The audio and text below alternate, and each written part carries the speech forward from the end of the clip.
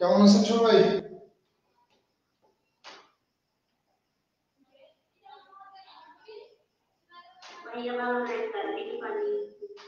চারদিকে পানি।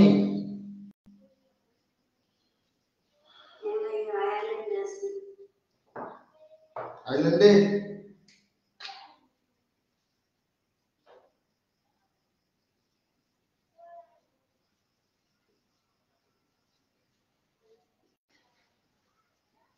আচ্ছা, আমাদের সেকেন্ড নোবেল নাম কি?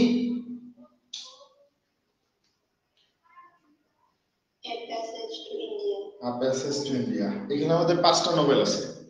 একটা আমরা পড়ে ফেলেছি, হার্ট অফ ডার্কনেস, আর একটা আজকে শুরু হলো। আশা করি এটাও 4টা ক্লাসের মধ্যে বা 3টা ক্লাসের মধ্যে যে কয়টা ক্লাস লাগে এই নোবেলটা আমরা শেষ করে ফেলবো। তারপর আরো কয়টা বাকি?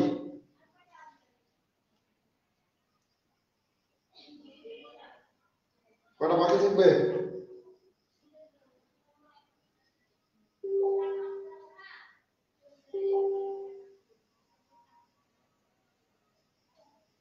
জানেন না কয়টা বাকি থাকবে?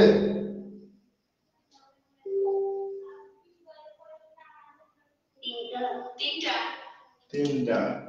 আমাদের এই নোবেলের লেখক আমরা সবসময় বইয়ের মধ্যে দেখি E.M. ফোরস্টার, এই নামটা দেখি বইয়ের মধ্যে। তো এনার পুরো নাম আছে, ই দিয়ে মূলত বোঝানো হয় এডওয়ার্ড, এম দিয়ে মূলত বোঝানো হয় মর্গান, এডওয়ার্ড মর্গান ফোরস্টার। এটা হচ্ছে ওনার ফুল টাইটেল। ওকে, মনে থাকবে? পরীক্ষায় পরীক্ষায় চেষ্টা করবেন, ফাইনাল এক্সামে চেষ্টা করবেন প্রশ্নের উত্তর লেখার ক্ষেত্রে E.M. ফ্রস্টার না লিখে এডওয়ার্ড মর্গান ফ্রস্টার এই পুরো নামটা লেখার চেষ্টা করবেন। ওনার জন্ম মৃত্যু যদি আমরা খেয়াল করি তাহলে আমরা বলতে পারি 1 জানুয়ারি 1879 উনি জন্মগ্রহণ করেন এবং মৃত্যুবরণ করেছিল 7 জুন মূলত হচ্ছে 1970। এই সময় তিনি মৃত্যুবরণ করেছিল। ওকে, বুঝেছেন? কথা বলতে হবে তো।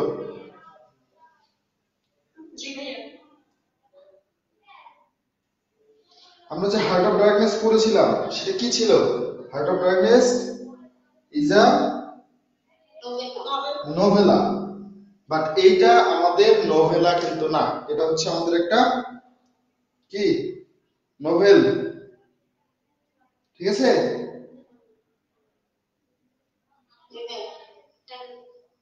তো এই নোবেলের লেখক হচ্ছে এডওয়ার্ড মর্গান ফ্রস্টার। উনি জন্মগ্রহণ করেছিল 1879 সালে এবং মৃত্যুবরণ করেছিল 1970 সালে। ইনি একজন ইংলিশ লেখক বা ইংলিশ অথর।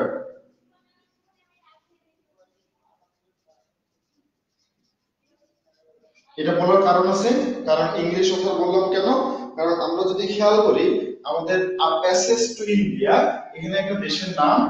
প্যাসেজ অর্থ কি জানেন? Passage means journey. প্যাসেজ অর্থ জার্নি বা যাত্রা। বাংলায় কি হবে?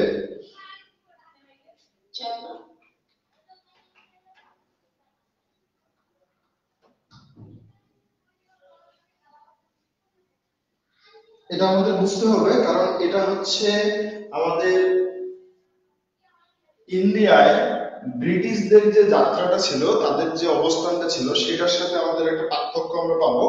এর আগের যে হার্ট অফ ডার্কনেস সেটা আমরা দেখেছিলাম, সেটাও ইম্পেরিয়ালিজম, কিন্তু কোথায় ঘটেছিল ইম্পেরিয়ালিজমটা?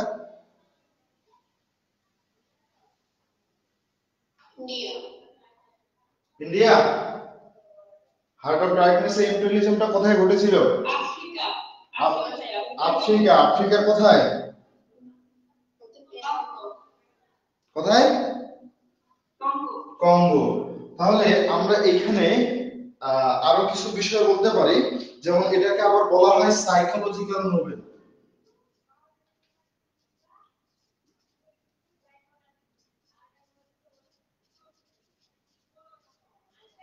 লজিক্যাল নোবেল কি নোবেল?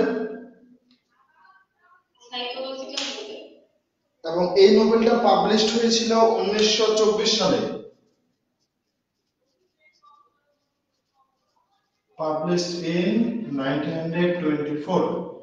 তাহলে আমরা এর আগের নোবেলের মতো আমরা যে বিষয়টা বলতে পারি ইন্ট্রোডাকশন লেখার ক্ষেত্রে, passage to India is a psychological Nobel by E.M. Foster by Edward Morgan Foster, which was first published in 1924. একটা সেন্টেন্স ক্লিয়ার? ওকে সবার? হ্যাঁ, সাউন্ড কেমন আসতেছে? বেশি ইকো হচ্ছে। ইকো হচ্ছে? এখন ইউজ করা কথাগুলো মানে একসাথে যখন অনেক কথা বলেন শুনতে সমস্যা হয়, এখন ইউজ না করলে কথাগুলো অনেক আস্তে আসছে। হ্যাঁ ভাইয়া, আমি দেখুন কথা অনেক আস্তে আসছে।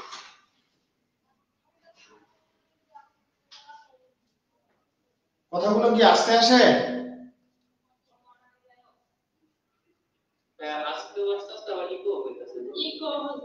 এখন কি অবস্থা?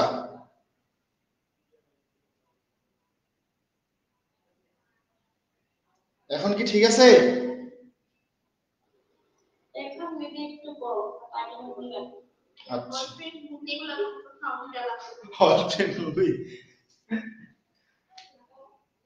আসলে যে রুমটাতে ক্লাস নিচ্ছি এই রুমে কোনো ফার্নিচার নেই, দরজা জানলা সবই খুলে রাখছি, তারপরও ফার্নিচার না থাকার কারণে হয়তো ইকো হচ্ছে। আচ্ছা আমি একটু আস্তে কথা বলবো, আশা করি ইকো হবে না। যে বিষয়টা বলতেছিলাম, A Passage to India is a psychological novel by E.M. Foster, which was first published in 1924. এতটুকু ক্লিয়ার?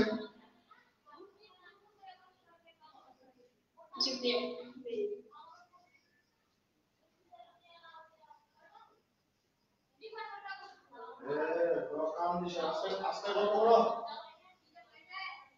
ওইগুলো আস্তে গল্প করো, গল্পটা উত্তর এসে দেয়।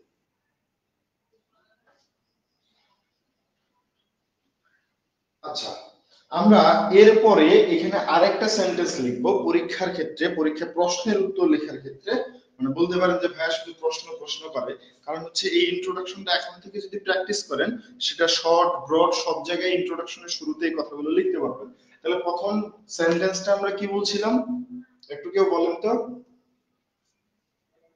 A Passage to India is a psychological novel written by Edward Morgan Foster, which was first published in 1954. একেবারে মুখস্থের মতো হয়ে গেল না? মানে আলাদা করে ধরে ধরে মুখস্থ করার দরকার আছে? দরকার নেই। তো এখন আমরা যেটা লিখবো, দ্য নোবেল, মানে ওই ইন্ট্রোডাকশনের মধ্যে আমাদের এই যে নোবেলটা আছে, দ্য নোবেল পোর্ট্রেটস, মানে কি ফুটাই তুলে এই জন্য আমরা লিখবো, বা চিত্রিত করে এই জন্য আমাদের এখানে লিখতে হবে portraits. The Nobel portraits the, একটু মিশাই দিলাম এটা এদিকে,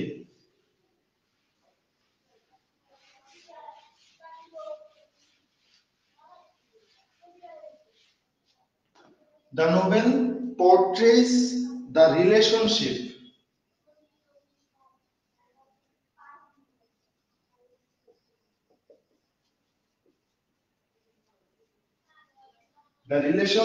between, কাদের সাথে কার রিলেশন এনে বলা হচ্ছে, দ্য রিলেশনশিপ বিটুইন মানে একটা সম্পর্কের কথা বলা হচ্ছে কাদের মধ্যে। এবার আমরা সেই মধ্যেটা লিখবো, between the British and British, আমাদের যে ইংল্যান্ডের মানুষরা আছে এই ব্রিটিশ, এন্ড দা ইন্ডিয়ান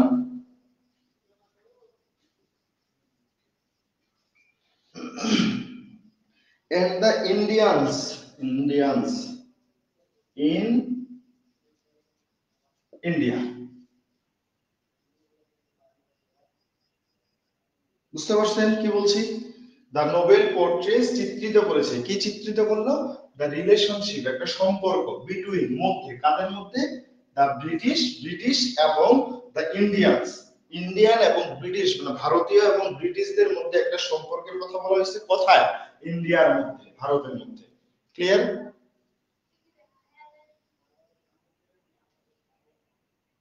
জি ভাইয়া।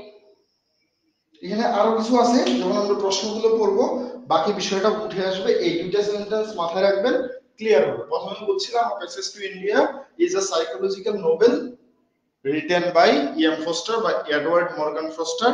তারপর আমরা লিখবো হচ্ছে which was first published in 1924।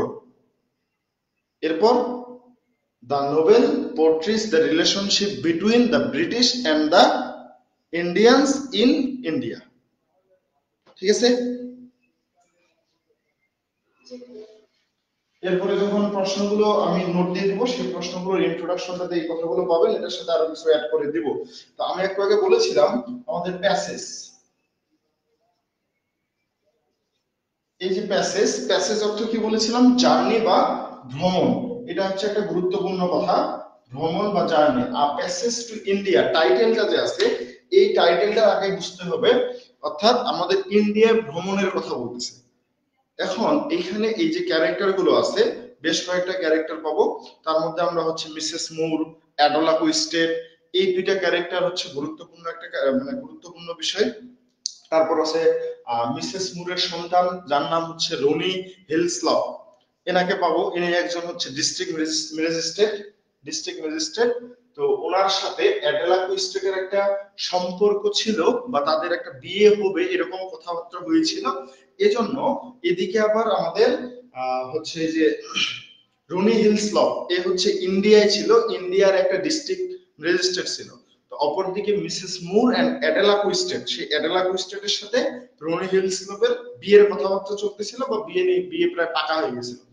তো এদিকে মিসেস মুর আর অ্যাডেলা কুইস্টেড আবার ব্রিটিশ ইংল্যান্ডে থাকে, তারা ইংল্যান্ড থেকে ইন্ডিয়ায় ভ্রমণে এসেছে সেই রনি হিলসলপ বা মিসেস মুরের সন্তানের সাথে দেখা করতে, সাথে ইন্ডিয়া ভ্রমণ করতে। বুঝতে পারছেন? ভাইয়া আপনার কথাগুলো ক্লিয়ারলি আসতেছে না। ভাইয়া আরেকবার একটু বলেন। ভাইয়া আরেকবার বলেন। ভাইয়া ক্যারেক্টার গুলো লিখে বুঝিয়ে দিলে মনে হয় ভালো। লিখে তো দিব, আমি জাস্ট হচ্ছে প্যাসেজ বিষয়টা ক্লিয়ার করে দিলাম। আচ্ছা, সমস্যা নেই। আমাদের টাইটেল,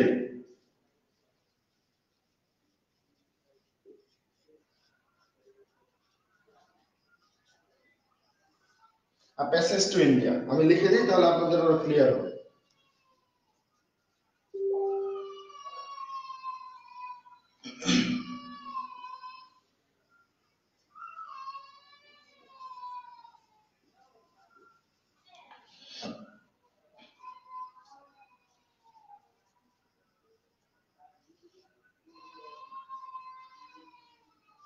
কি লিখেছি একজন পড়েন?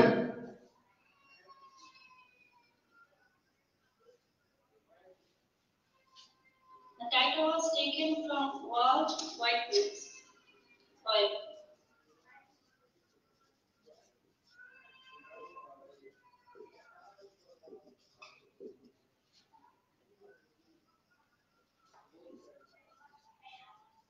আমি এখানে লিখেছি যে এই যে প্যাসেজ টু ইন্ডিয়া, এই যে টাইটেলটা আছে, এই টাইটেলটা ইএম ফোস্টার, আমাদের এই টাইটেলটা হচ্ছে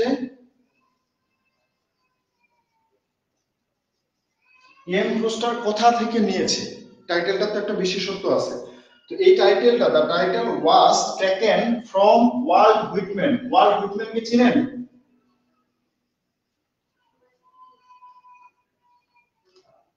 ওয়াল্ট হুইটম্যান কে চিনেন?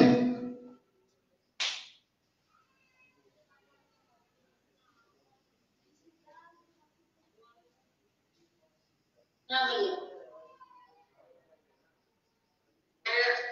এই হটম্যানের একটা ইয়া ছিল, ব্রুকলিন ফেরি নাকি আমি একটা পড়েছি, বেবি মনে আসছে না ঠিক।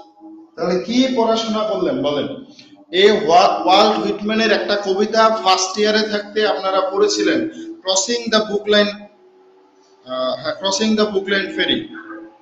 আমার শেষ এটা। তো এই ক্রসিং দ্য বুক লাইন ফেরি এই কবিতাটা ফার্স্ট ইয়ারে থাকতে পড়েছিলেন। সেই লেখকের একটা কবিতা যেটার নাম হচ্ছে প্যাসেজ টু ইন্ডিয়া, যেটা 1870 সালে লেখা হয়েছিল। সেই কবিতা থেকে E M Forster a passage to India টাইটেলটা নিয়েছে। ক্লিয়ার?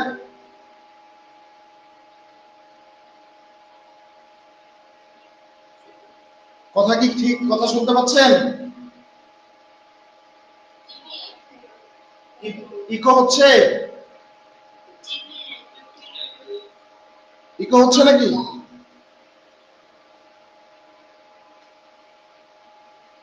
তাহলে এই যে আমাদের এই বিষয়টা ক্লিয়ার হয়েছে সবার, কোথা থেকে টাইটেলটা নিয়েছে। এখন একটা কথা বলি, এই যে প্যাসেজ টু ইন্ডিয়া এই যে নোবেলটা, এই নোবেলটা মূলত হচ্ছে 100টা বিখ্যাত নোবেলের লিস্টে এসেছিল। তখনকার দিনে লিস্ট করা হইতো, 100টা বিখ্যাত নোবেলের লিস্ট করা হয়েছিল। সেই 100টা বিখ্যাত নোবেলের লিস্টের মধ্যে আ প্যাসেজ টু ইন্ডিয়া এই উপন্যাসটা সেই লিস্টের মধ্যে ছিল। তবে এই লিস্টটা কে করেছিল? এই লিস্টটা তখনকার দিনে মডার্ন লাইব্রেরি, নাম হচ্ছে মডার্ন লাইব্রেরি, যেটা হচ্ছে আমাদের 20th সেঞ্চুরি ইংলিশ লিটারেচারের মডার্ন লাইব্রেরি। তারা হচ্ছে এই 100টা উপন্যাসের লিস্ট করেছিল। সেই লিস্টের মধ্যে আমাদের এই উপন্যাসটার নাম এসেছিল। বুঝি নাই?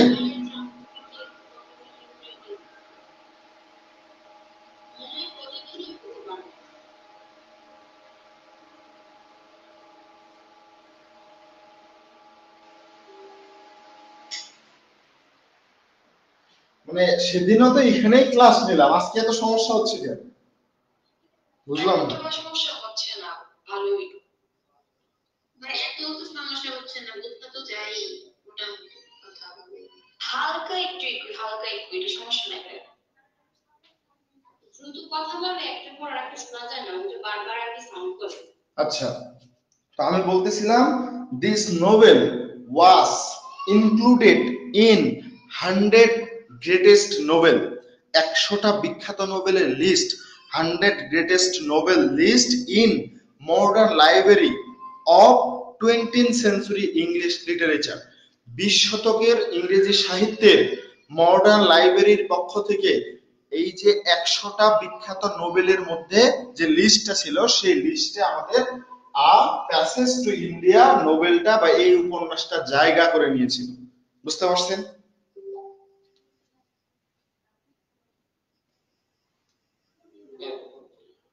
এবং আরো বলা যায় ইট ইট মানে এই যে নোবেলটা ইট ওয়াজ ওন দা, হায় বাচ্চা কান্না করে, it was on the it was on the 1924 James Tate Black Memorial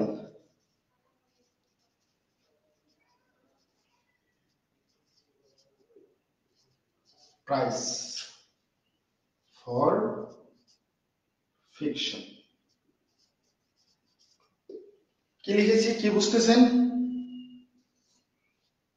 it was on দা 1924, আমাদের এই নোবেলটা ইট দ্বারা এখানে passage to India was on the মানে জিতেছিল, একটা পুরস্কার জিতেছিল 1924 সালে। সেই পুরস্কারের নাম কি? James TET black Memorial. এটা একটা পুরস্কার, এটা একটা প্রাইজ। কিসের জন্য? এই ফিকশন, এটা একটা ফিকশনের মধ্যে একটা ভালো লেখা ছিল, সেই জন্য এটা মূলত James TET black Memorial prize জিতেছিল। ক্লিয়ার?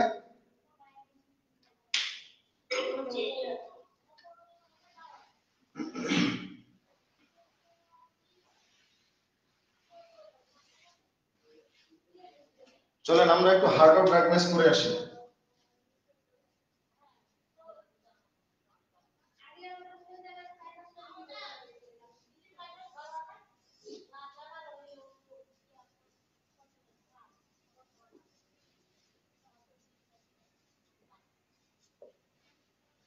একদিকে আমাদের হার্ট অফ ডার্কনেস, অপরদিকে আ passage to India.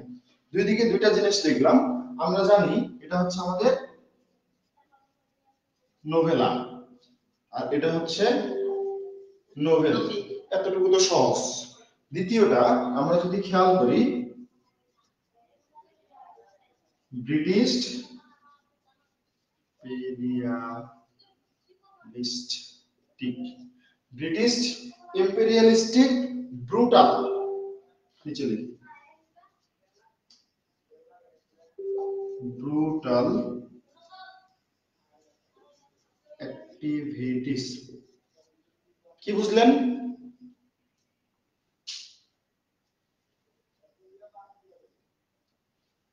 British imperialistic বা imperialist, British imperialist brutal activities. অর্থাৎ এখানে যে বিষয়টা বোঝাচ্ছে হার্ট অফ ডার্কনেসে আমরা কি দেখতে পাই, সেখানে ব্রিটিশ ইম্পেরিয়ালিস্ট মানে ব্রিটিশদের সাম্রাজ্যবাদের কার্যক্রম আমরা দেখতে পেয়েছিলাম না? তাদের যে ব্রুটালিটি বা ব্রুটাল মানে নির্যাতন, এই জিনিসগুলো আমরা দেখতে পেয়েছিলাম না? তো ঠিক আমরা প্যাসেজ টু ইন্ডিয়াতেও এই জিনিসটাই দেখতে পাবো।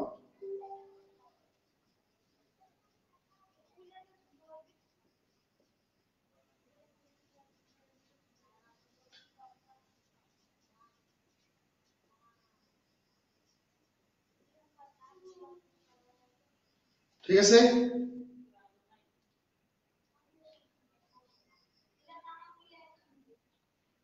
অর্থাৎ ব্রিটিশ ইম্পেরিয়ালিস্ট ব্রুটাল অ্যাক্টিভিটিস্ট, এই জায়গাটাতে আমরা যদি খেয়াল করি, প্লেসটা আমাদের কোথায় ছিল?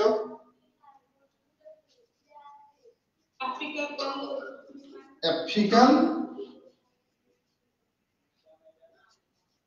ফ্রি স্টেট ইন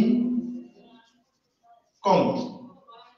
আর এই জায়গায় আমরা যদি প্লেস চিন্তা করি, তাহলে আমরা এখানে প্লেস কোথায় পাবো? এটা হচ্ছে ইন্ডিয়ান সাব কন্টিনেন্ট। মূল পার্থক্যগুলো বুঝেছেন?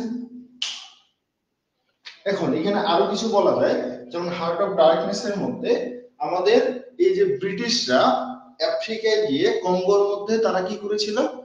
সাম্রাজ্যবাদ প্রতিষ্ঠা করেছিল। ঠিক এরকম পুরো ভারতবর্ষের মধ্যে ব্রিটিশরা এসে সাম্রাজ্যবাদ প্রতিষ্ঠা করেছিল। তাদের লক্ষ্য ছিল এই জায়গাটাতে তারা এখানকার নেটিভ পিপলদের সভ্য করতে চেয়েছিল, তাদেরকে শিক্ষা দিতে চেয়েছিল। ঠিক এরকম আমাদের প্যাসেজ টু ইন্ডিয়াতে ব্রিটিশ ইম্পেরিয়ালিস্ট যারা সাম্রাজ্যবাদ প্রতিষ্ঠা যারা করেছিল, তারা এখানে এসেছিল ব্যবসা করতে। তারা এবার বলে এসছে যে আমরা এখানে ব্যবসা করব, তাদের সংস্কৃতি আমরা শিখবো, আমাদের সংস্কৃতি তারা শিখবে, এর পাশাপাশি এখানে তারা বলেছিল তাদেরকে শিক্ষা দিবে, অর্থাৎ ভারতবর্ষের মানুষদের শিক্ষিত করে তুলবে। বুঝতে পারছেন? আমাদের এই দুইটা নোভেলে আরেকটা কমন বিষয় ছিল, হার্ট অফ ডার্কনেস কে লিখেছে? Joseph Conrad. Passage to India কে লিখলো? E.M. ফ্রস্টার। দুইজনেই ইংলিশ রাইটার, ইংলিশ অথার। তো দুজনেই কি করেছে? কাদের পক্ষে লিখেছে? আমাদের হার্ট অফ ডার্কনেস এটা কাদের নির্মমতা, কাদের নির্যাতিত হওয়া, এই জিনিসগুলো কাদের পক্ষে লিখেছেন তিনি? আফ্রিকানদের। অর্থাৎ তিনি কাদের বিপরীতে লিখলো? ব্রিটিশদের। ঠিক প্যাসেজ টু ইন্ডিয়াতেও মূলত আমাদের যে লেখক E.M. ফ্রস্টার, তিনি একজন ইংলিশ হওয়ার সত্ত্বেও তিনি এখানে ইন্ডিয়ার মানুষদের পক্ষে লিখেছে, ব্রিটিশদের বিপরীতে লিখেছে। বুঝতে পারছেন?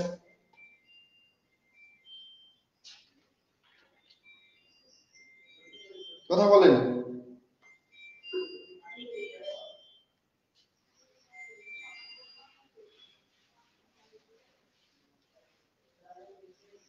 কি সব উল্টাপাল্টা লাগতেছে নাকি?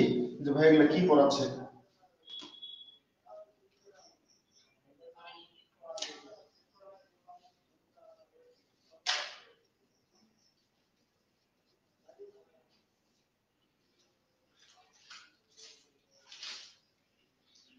আমি নোট তো দিবই, নোটের মধ্যে এগুলো পাবেন। আমি সংক্ষিপ্ত ভাবে অ্যাবাউট দ্য নোবেলটা একটু বলার চেষ্টা করি বা লিখে দিচ্ছি। The Nobel written express the tour experience of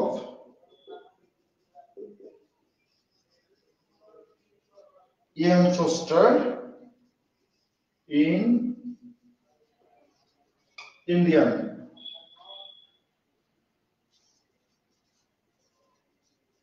continent.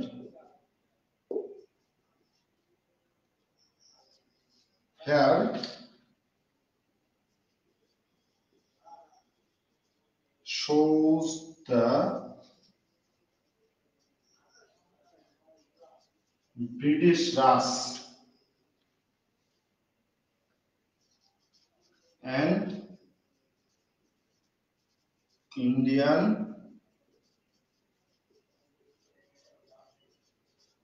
independence, ইন্ডিয়ানদের স্বাধীনতা মুভমেন্ট আন্দোলন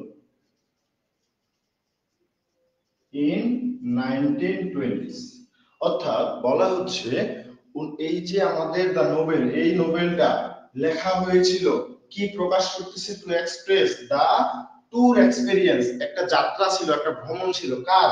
ইএম ফোস্টারের। কোথায়? ইন্ডিয়ায়, ইন্ডিয়ান সাবকন্টিনেন্টে তার একটা যাত্রা ছিল।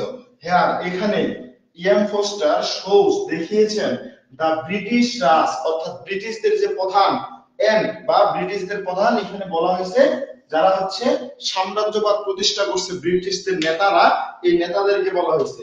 এন্ড ইন্ডিয়ান ইন্ডিপেন্ডেন্স মুভমেন্ট, অর্থাৎ তারা স্বাধীনতা আন্দোলন করতেছিল। কত সালে? 1920 শতকে ইন্ডিয়ানরা ব্রিটিশদের বিপরীতে স্বাধীনতার আন্দোলন করতেছিল। তখন ইএম ফোস্টার ইন্ডিয়ান সাবকন্টিনেন্ট ভ্রমণ করে তিনি যে বিষয়গুলো দেখে, সেই বিষয়বস্তুগুলো তিনি এই নোবেলের মধ্যে ফুটিয়ে তুলেছেন। ক্লিয়ার?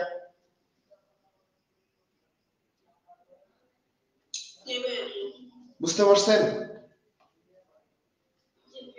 আর কোনো প্রশ্ন আছে?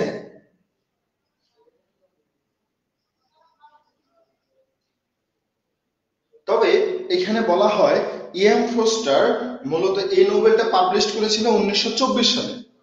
এন্ড সে মূলত he visited India before hand in 1912। মূলত হচ্ছে তিনি 1912 সালে সর্বপ্রথম ইএম ফোস্টার এই আমাদের ইন্ডিয়ান সাবকন্টিনেন্টে ভ্রমণ করেছিল। এন্ড দ্বিতীয়বার তিনি 1921 সালে ভ্রমণ করেছিল। The novel deals in large part with the political occupation of India by British army and the concluding relation between the English and the native population. অর্থাৎ এখানে বলতে পারে যে ইংলিশ ব্রিটিশদের সাথে ইন্ডিয়ান পিপলদের যে দ্বন্দ্ব, এটা সবসময় লেগেছিল। এই জন্য তারা স্বাধীনতার আন্দোলন করতেছিল। 1920 এস দিয়েছি মানে 1920 শতকে, অর্থাৎ 1910 থেকে 1920 বা 21 এই সময়টাতে যে জিনিসগুলো তিনি দেখেছেন, যা যা ঘটেছে, সেই বিষয়গুলোই এই নোবেলটাতে ফুটিয়ে তোলার চেষ্টা করেছেন। ক্লিয়ার?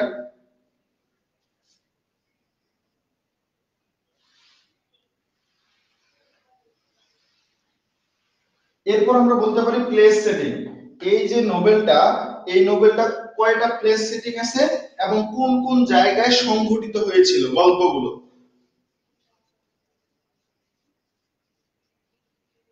এখানে আমাদের তিনটা জায়গা পাবো।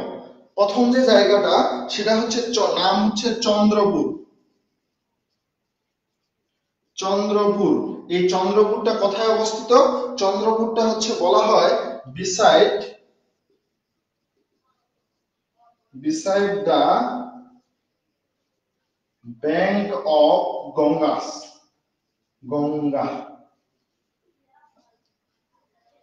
কোথায় অবস্থিত চন্দ্রপুর?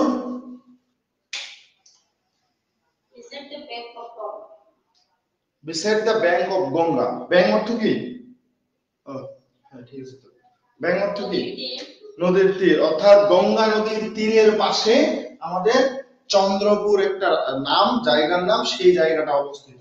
দ্বিতীয় যে প্লেস সিডিংটা পাবো সেটার নাম হচ্ছে মারাবার ক্যাপস। মারাবার ক্যাপস, ওকে, অর্থাৎ একটা গুহা, সেই গুহাটার নাম মারাবার, বুঝেছেন? ফাইনালি 3 নাম্বার আরেকটা যেটা আছে সেটা হচ্ছে মূলত আমাদের মাও।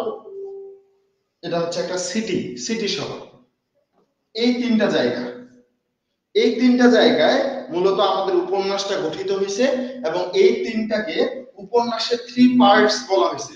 তো বলা হয় the 3 parts of a passage to India. Board দেখা যায়?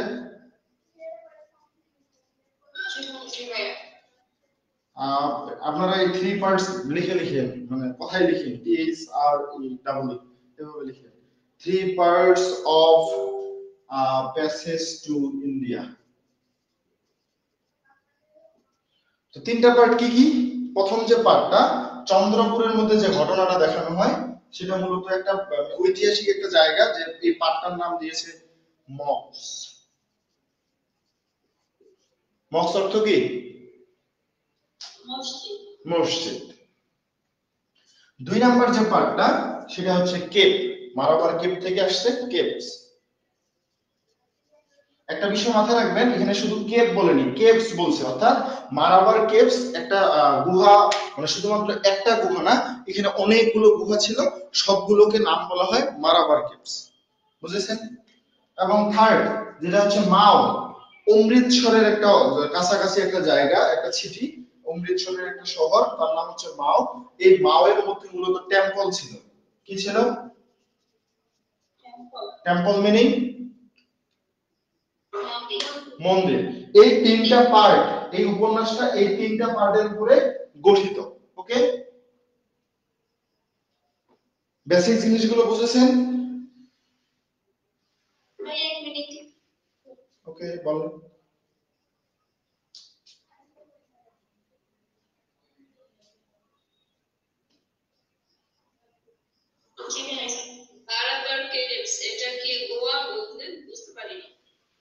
কেপস মানে কি?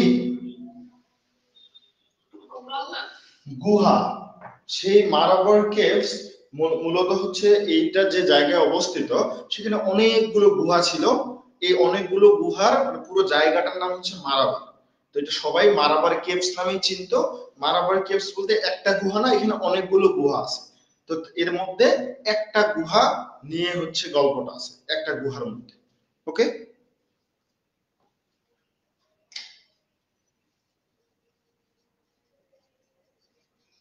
ক্যারেক্টার্স, মেজর কিছু ক্যারেক্টার আছে, সেই মেজর ক্যারেক্টার গুলো আমাদের আগে পড়তে হবে। ডক্টর আজিজ, সর্বপ্রথম এই ডক্টর আজিজ হচ্ছে আমাদের এই উপন্যাসের প্রোটাগনিস্ট।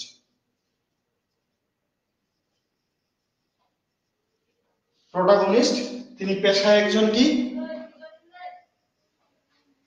পেশায় কি? ডক্টর। এই জন্য আমরা বলতে পারি অ্যান ইন্টেলিজেন্ট ইমোশনাল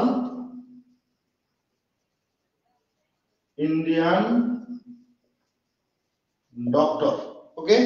কোথাকার? ইন চন্দ্রপুর, ইন চন্দ্রপুর, বুঝেছেন? এবং এই ডক্টর আজিজের কিছু ফ্রেন্ড ছিল, বন্ধু ছিল। সেই ফ্রেন্ডস কারা? মূলত হচ্ছে এদের নাম হচ্ছে অ্যাডেলা কুইস্টেড। দ্বিতীয় জনের নাম হচ্ছে মিসেস মুর, এবং থার্ড যিনি, তার নাম হচ্ছে সিরিল ফিল্ডিং। সিরিল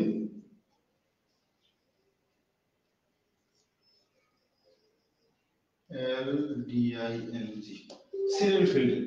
এই তিনজনের সাথে তার একটা খুব সুন্দর বন্ধুত্ব ছিল। তবে আগে আমরা জানবো ডক্টর আজিজ সম্পর্কে। তিনি হচ্ছে আমাদের এই নোবেলের উপন্যাসের প্রোটাগনিস্ট। তিনি মূলত একজন ইন্টেলিজেন্ট মানুষ, তিনি একজন ইমোশনাল মানুষ, স্বাভাবিক বাঙালিরা ইমোশনালি হয়, এবং তিনি একজন ইন্ডিয়ান ডক্টর, কথাকার ইন্ডিয়ার চন্দ্রপুর। এবং তার বন্ধু হিসেবে আমরা এখানে জেনেছি অ্যাডেলা কুইস্টেড, মিসেস মুর, সিরিল ফিল্ডিং। মূলত হচ্ছে তাদের বন্ধুত্বের এক পর্যায়ে অ্যাডেলা কুইস্টেড, মিসেস মুর, এই সিরিল ফিল্ডিং এরা সবাই মিলে একটা প্ল্যান করে তারা মারাবার কেভস ভ্রমণে যাবে। কিন্তু সিরিল ফিল্ডিং কোনো কারণে যেতে পারে না, সেখানে অ্যাডেলা কুইস্টেড এবং মিসেস মুর এনারা তিনজন মিলে যায়। তো এই মারাবার কেভস এর ভিতরে এমন একটা অবস্থা, ঘুটঘুটে অন্ধকার, কোনো আলো ছিল না, বুঝতে পারছেন? এজন্য এইসব দেখে মিসেস মুর বলে যে আমি তো এমনিতেই অল্পতে খুব ভয় পাই, আর হার্টের সমস্যা আছে, এজন্য আমি ভিতরে যেতে পারবো না। সেখানে কি হয়, অ্যাডেলা কুইস্টেড এবং ডক্টর আজিজ যায়। অ্যাডেলা কুইস্টেড একজন ইয়ং লেডি, সে মূলত এই যে মিসেস মুরের যে সন্তান রনি হিলসলভ, আরেকটা ক্যারেক্টার লিখে দিতে হবে,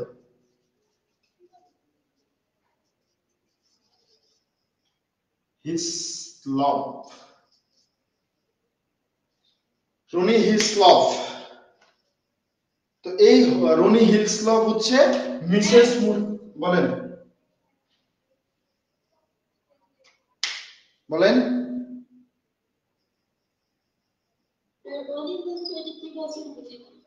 কোনটা? এটা একটা ক্যারেক্টারের নাম লিখলাম, রনি হিসলভ। এই রনি হিসলভ হচ্ছে মিসেস মুরের ছেলে। কে? মিসেস মুরের ছেলে। পাশাপাশি এই রনি হিসলভ হচ্ছে ডিস্ট্রিক্ট ম্যাজিস্ট্রেট, কোথাকার? ইন্ডিয়ার চন্দ্রপুরের।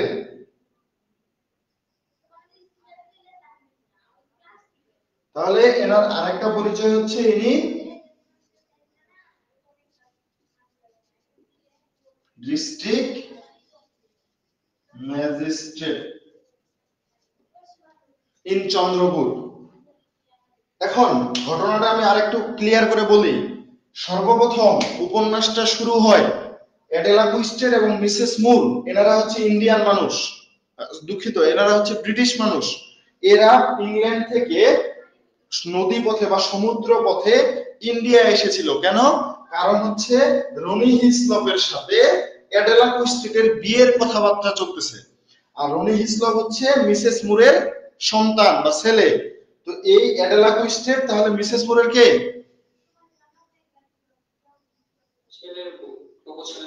হবু ছেলের বউ। হবু ছেলে হয়, হবু পুত্র বোধ নাকি একই কথা, হবু ছেলের বউ। হবু ছেলে কেমনে হয়? মানে ঘটনাটা এরকম, বিষয়টা এরকম, মেনে নিতে হবে। তো হবু ছেলের বউ, এনারা দুইজন ইন্ডিয়া আসে এই রনি হিসলভের সাথে কথা বলতে বা দেখা করতে, এবং ইন্ডিয়াটা ঘুরে বেড়াতে চায়, ঠিক আছে? আর অপরদিকে ডক্টর আজিজ একজন খুবই ভালো মনের মানুষ, সে খুবই ইন্টেলিজেন্ট, বুদ্ধিমান ছিল। সে মূলত হচ্ছে ঘটনাটা এরকম, এর একজন বস ছিল, তার বস তাকে মানে তার বস মানে ডাক্তারদের যে হচ্ছে প্রধান, তিনি হচ্ছে মূলত ইংল্যান্ডের, ব্রিটিশদের ইম্পেরিয়ালিস্ট সাম্রাজ্যবাদ প্রতিষ্ঠা করার জন্য তারা এখানে আসছে। তিনি প্রধান, ডক্টর আজিজ তার আন্ডারে কাজ করে, এবং এখানে তার বস তাকে সবসময় ডেকে পাঠায়। সে যায়, ডাকলো, যায়, বসতে বলে, বসে 2 ঘন্টা 3 ঘন্টা বসে থাকে। এরপর সে ডাক্তার বলে আজকে কোনো কাজ নেই, তুমি যাও, এভাবে আবার পাঠায় দেয়। আবার অন্য আরেকদিন তাকে ডাকবে, পরের দিন ধরেন আবার তাকে ডেকে পাঠাবে যে তোমার একটা কাজ আছে, তুমি আসো।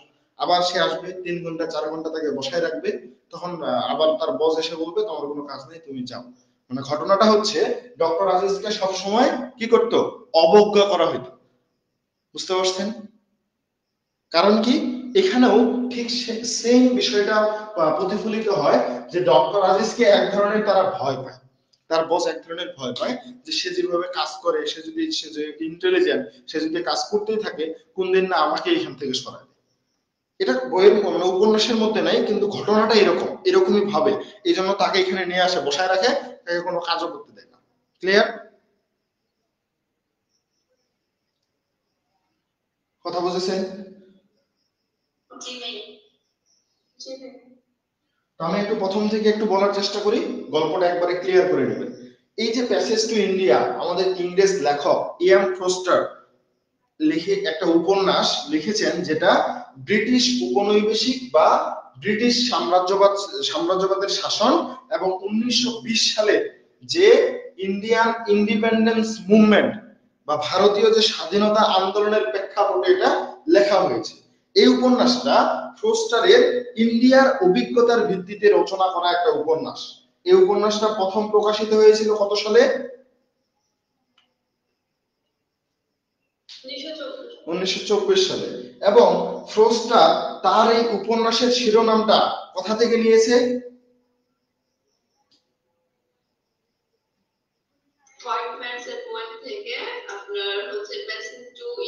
ইন্ডিয়া, অর্থাৎ ওয়ার্ল্ড হুইটম্যানস। এই ওয়ার্ল্ড হুইটম্যানস এর একটা কবিতা ছিল, যেটা 1870 সালে প্রকাশিত হয়েছিল, যে কবিতার নাম হচ্ছে প্যাসেজ টু ইন্ডিয়া। আরেকটা তথ্য চাইলে আমি দিতে পারবো, ওই যে প্যাসেজ টু ইন্ডিয়া কবিতাটা, সেই কবিতাটা কোন কাব্যগ্রন্থের মধ্যে মানে অন্তর্ভুক্ত ছিল? সেটা হচ্ছে leaves of grass. Leaves of গ্রাস।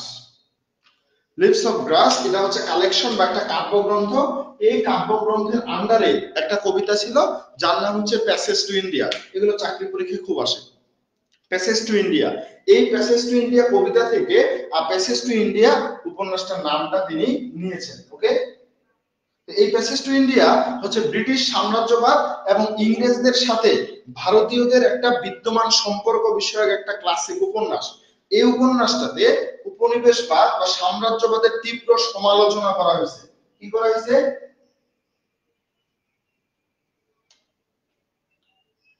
কি করা হয়েছে?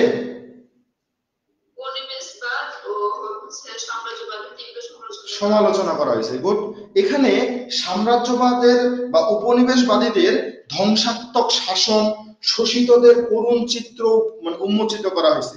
তাছাড়া আমরা এই উপন্যাসটাতে দেখতে পাবো শাসক এবং যারা শাসিত হচ্ছে, শাসক এবং শাসিত যারা হচ্ছে, এদের মধ্যে কখনোই বন্ধুত্ব হয় না। এই জিনিসটা আমরা এই উপন্যাসে দেখতে পাবো, একটু পরেই দেখতে পাবো।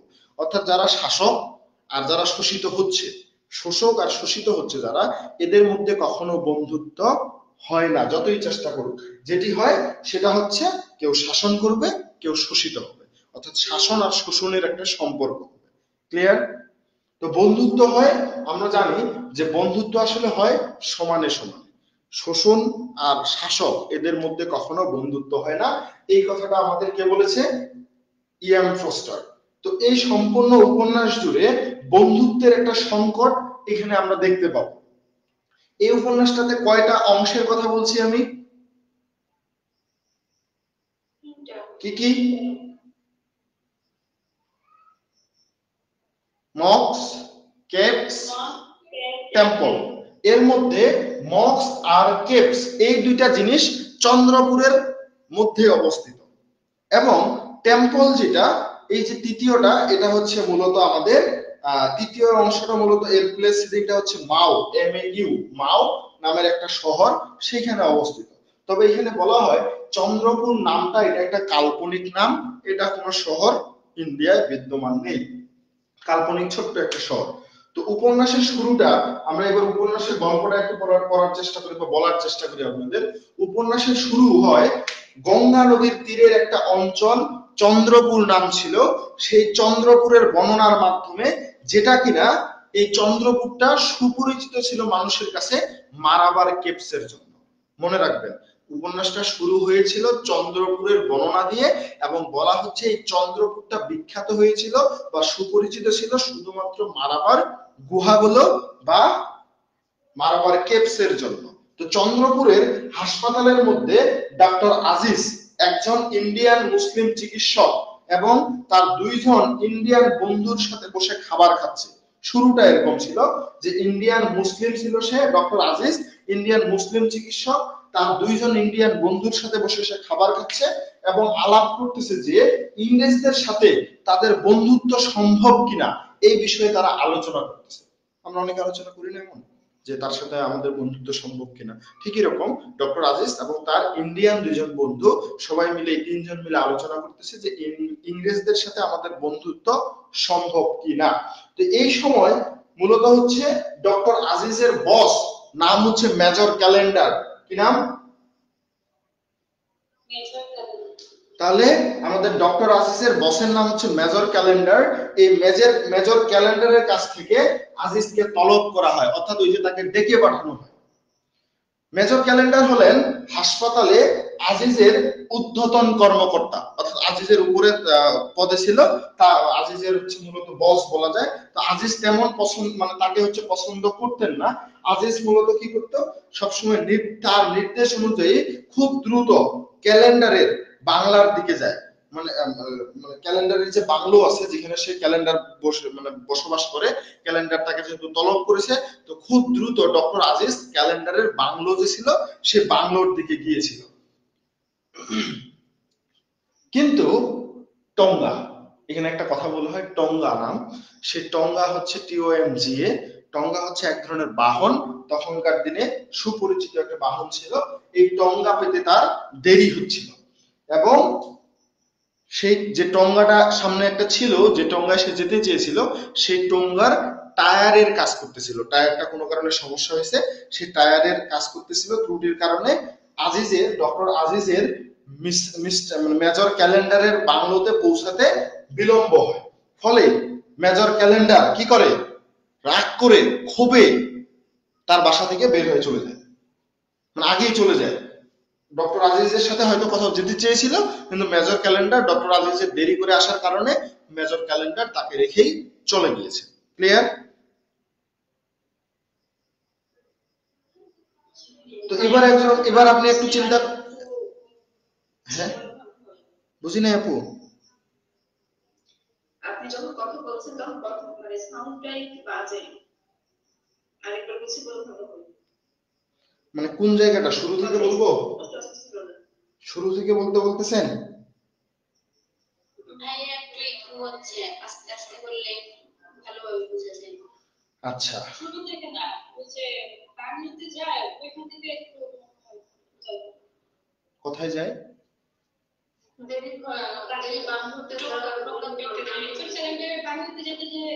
ও আচ্ছা, ঠিক আছে, আমি বলতেছি।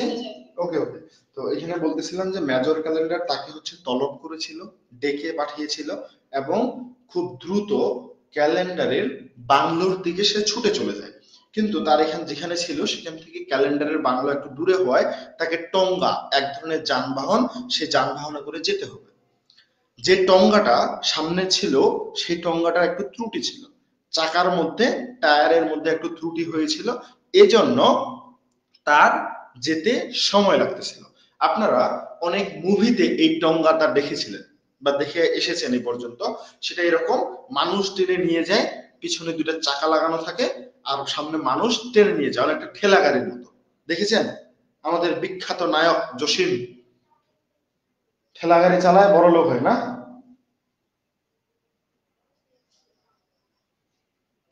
কি বড় লোক হয়? সেইটাকেই টঙ্গা বলা হচ্ছে। এরকম একটা যানবাহন, তো টায়ারের ত্রুটির কারণে তার যেতে বিলম্ব হয়, মানে দেরিতে পৌঁছায়।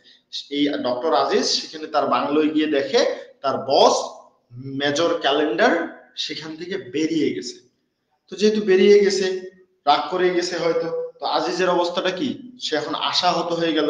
হ্যাঁ, তার বস এখন কি না কি তাকে বলবে, এরকম একটা আশাহত অবস্থা নিয়ে রেল স্টেশন, পাশে রেল স্টেশন ছিল, রেল স্টেশনের দিকে হাঁটতে থাকে।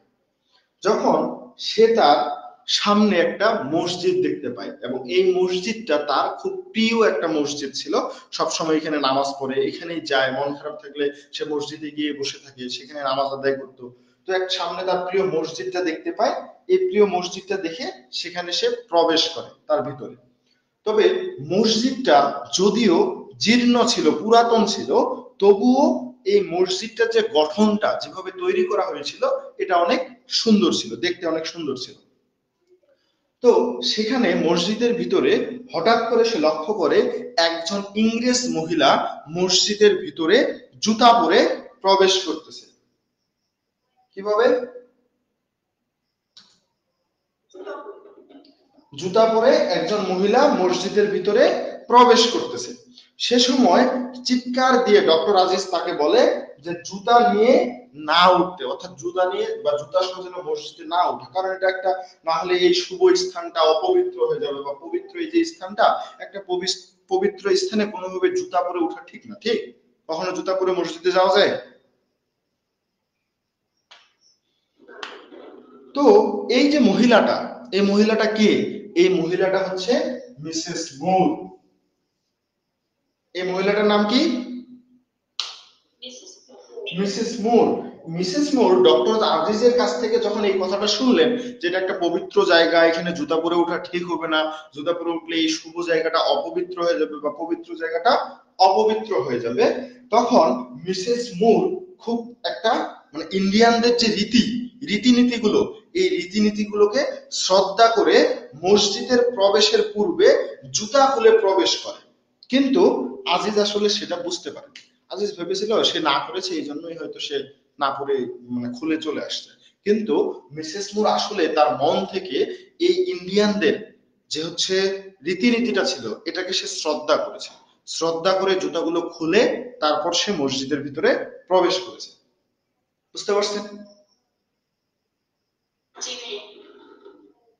এবং এখানে একটা কথা বলা যায়, যেহেতু হচ্ছে আজিজ সেটা বুঝতে পারেনি সেই সময়, তো আজিজ এই মিসেস মুরের ব্যবহারে মুগ্ধ হয়ে তার সাথে গল্প শুরু করে, সেখানে গল্প করে, এবং দুইজনের মধ্যে একটা বন্ধুত্বপূর্ণ সম্পর্ক তৈরি হয়। তাহলে ডক্টর আজিজের সাথে মিসেস মুরের একটা বন্ধুত্বপূর্ণ সম্পর্ক তৈরি হইল। ক্লিয়ার?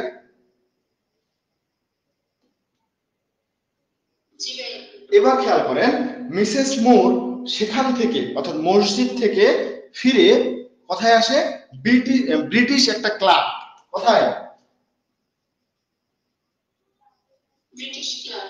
ব্রিটিশ ক্লাব,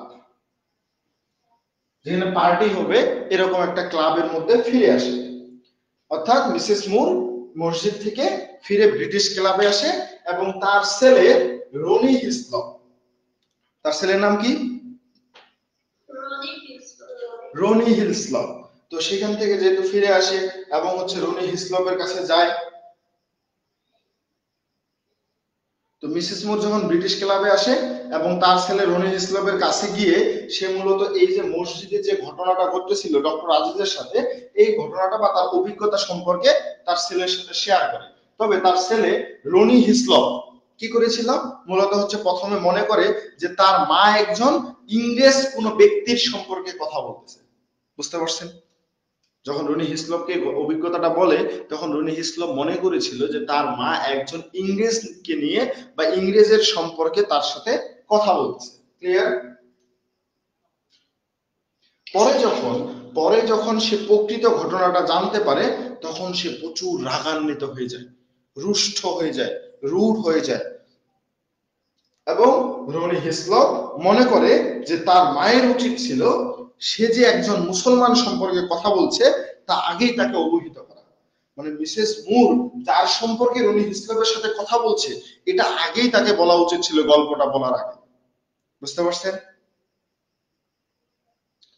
তবে এই ঘটনাটা, এই যে ঘটনাটা ঘটতেছে রনি হিসলপের সাথে তার মায়ের, এই ঘটনাটা মিসেস অ্যাডেলা কোয়েস্টেড, মিস অ্যাডেলা কোয়েস্টেড শুনেছিলেন এবং তার কাছে ঘটনাটা বেশ ইন্টারেস্টিং মনে হয়েছিল। তবে অ্যাডেলা কোয়েস্টেড ইন্ডিয়ানদের প্রতি উৎসুক হয়ে গিয়েছিল আরো তাদের সম্পর্কে জানার জন্য। এই ঘটনাটা যখন শুনলো, তখন মিস অ্যাডেলা কোয়েস্টেড আরো অতি উৎসাহী হয়ে গেল যে ইন্ডিয়ানদের বিষয়ে আমাকে আরো জানতে হবে। Clear?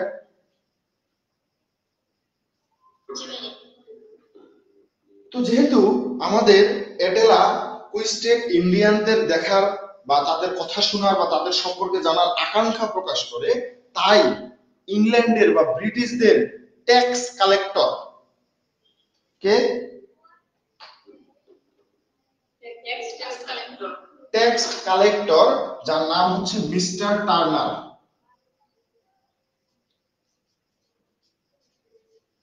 Mister Turner all in one বই আছে কারো কাছে? কেউ কিনেছেন? দেখেন তো বানানটা ঠিক আছে কিনা। টার্নার নাকি টার্ন কি যেন ওয়ার্ডটা আছে সঠিকটা, টার্টন। আমি ওই জন্য বললাম যে আমি বানানটা মনে ভুলে গেছি, নামটাই ভুলে গেছি। মিস্টার টার্টন, ঠিক আছে, মিস্টার টার্টন। তো এ কি ছিল? এ ছিল ট্যাক্স কালেক্টর, এ ছিল ট্যাক্স কালেক্টর। এই ট্যাক্স কালেক্টর মিস্টার টার্টন অসংখ্য ইন্ডিয়ান ভদ্রলোকের তার বাড়িতে দাওয়াত দিয়ে একটা ব্রিজ পার্টির আয়োজন করে। বুঝেন বিষয়টা, কেন আয়োজন করলো? এদিকে ট্যাক্স কালেক্টর মিস্টার টার্টনের সাথে ইন্ডিয়ান মানুষদের একটা ভালো সখ্যতা ছিল। কেন? কারণ তাকে তো ট্যাক্স দিতে হয়। ট্যাক্স কারা দেয়? ইন্ডিয়ানরা, নেটিভরা ট্যাক্স দেয়, এই জন্য তাদের সাথে একটা ভালো সম্পর্ক ছিল। এজন্য যখন অ্যাডেলাকো স্টেটের এরকম একটা আকাঙ্ক্ষা দেখলো, তখন এই ট্যাক্স কালেক্টর মিস্টার টার্টন সে তার বাসায় একটা পার্টির আয়োজন করে, যে পার্টিটার নাম দিয়েছিল ব্রিজ পার্টি। কি নাম দিয়েছিল? ব্রিজ অর্থ কি? আমরা কি ব্রিজ অর্থ কি জানি? সেতু, অর্থাৎ একটা বন্ধনের কথা বলছে, ফ্রেন্ডশিপ বোঝানো হয়েছে এখানে, যে এখানে একটা বন্ধন তৈরি হবে, এই জন্য এটা নাম দিয়েছে ব্রিজ পার্টি, এটার আয়োজন করে। তবে এই পার্টিটাকে ব্রিজ বলার আসল কারণ হলো এটা ইংরেজ এবং ভারতীয়দের মধ্যে একটা সেতু বন্ধন হিসেবে কি করবে, কাজ করবে বলে ভাবা হয়েছিল। কিন্তু এই পার্টিটা একটা বেখাপ্পা কাজে পরিণত হয়েছিল, এবং এর যে উদ্দেশ্য ছিল এই পার্টিটা আয়োজনের, সেই উদ্দেশ্যটা পরবর্তীতে বিফল হয়। কারণ হচ্ছে পার্টিতে যখন ভারতীয়রা প্রবেশ করে, সেখানে ইংরেজদের পোশাক আশাক এবং ভারতীয়দের পোশাক আশাকে পার্থক্য ছিল। ভারতীয়রা ইংরেজদের সাথে কথা বলার সাহস পায় না, আর ইংরেজরা ভাব দেখিয়ে ভারতীয়দের সাথে কথা বলতেছিল না। বুঝতে পারছেন? এখন এইরকম যদি একটা অবস্থা হয় একটা পার্টিতে, সেখানে কি সেতু বন্ধন হবে? অবশ্যই হবে না। তবে এই ব্রিজ পার্টিতে আমাদের মিস অ্যাডেলাকো স্টেট এর সাথে সিরিল ফিল্ডিং এর একটা পরিচিতি হয়। এই সিরিল ফিল্ডিং কে, সিরিল ফিল্ডিং হচ্ছে চন্দ্রপুর, একটু কলেজটার নাম দেখে নিবেন, অল ইন ওয়ান বইয়ে বা কোথাও পাবেন, চন্দ্রপুর সরকারি কলেজ, বা হচ্ছে এরকম একটা, মানে ইন্ডিয়ানদের জন্য সরকার পরিচালিত একটা college, Chandrapur government college maybe, বা হচ্ছে হ্যাঁ গভর্নমেন্ট কলেজে আছে। চন্দ্রপুর গভর্নমেন্ট কলেজে প্রধান শিক্ষক বা প্রিন্সিপাল হচ্ছে সিরিল ফিল্ডিং। তাহলে সিরিল ফিল্ডিং এর মেইন পরিচয়টা কি?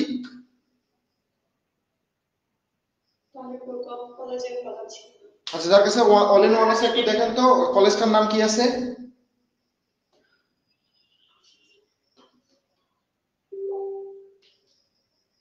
কি আছে? Local government college in Chandrapur. Okay, এইভাবে আছে। তাহলে পরে মনে হয় নামটা আছে তো, local government college in Chandrapur, maybe Chandrapur government college ছিল।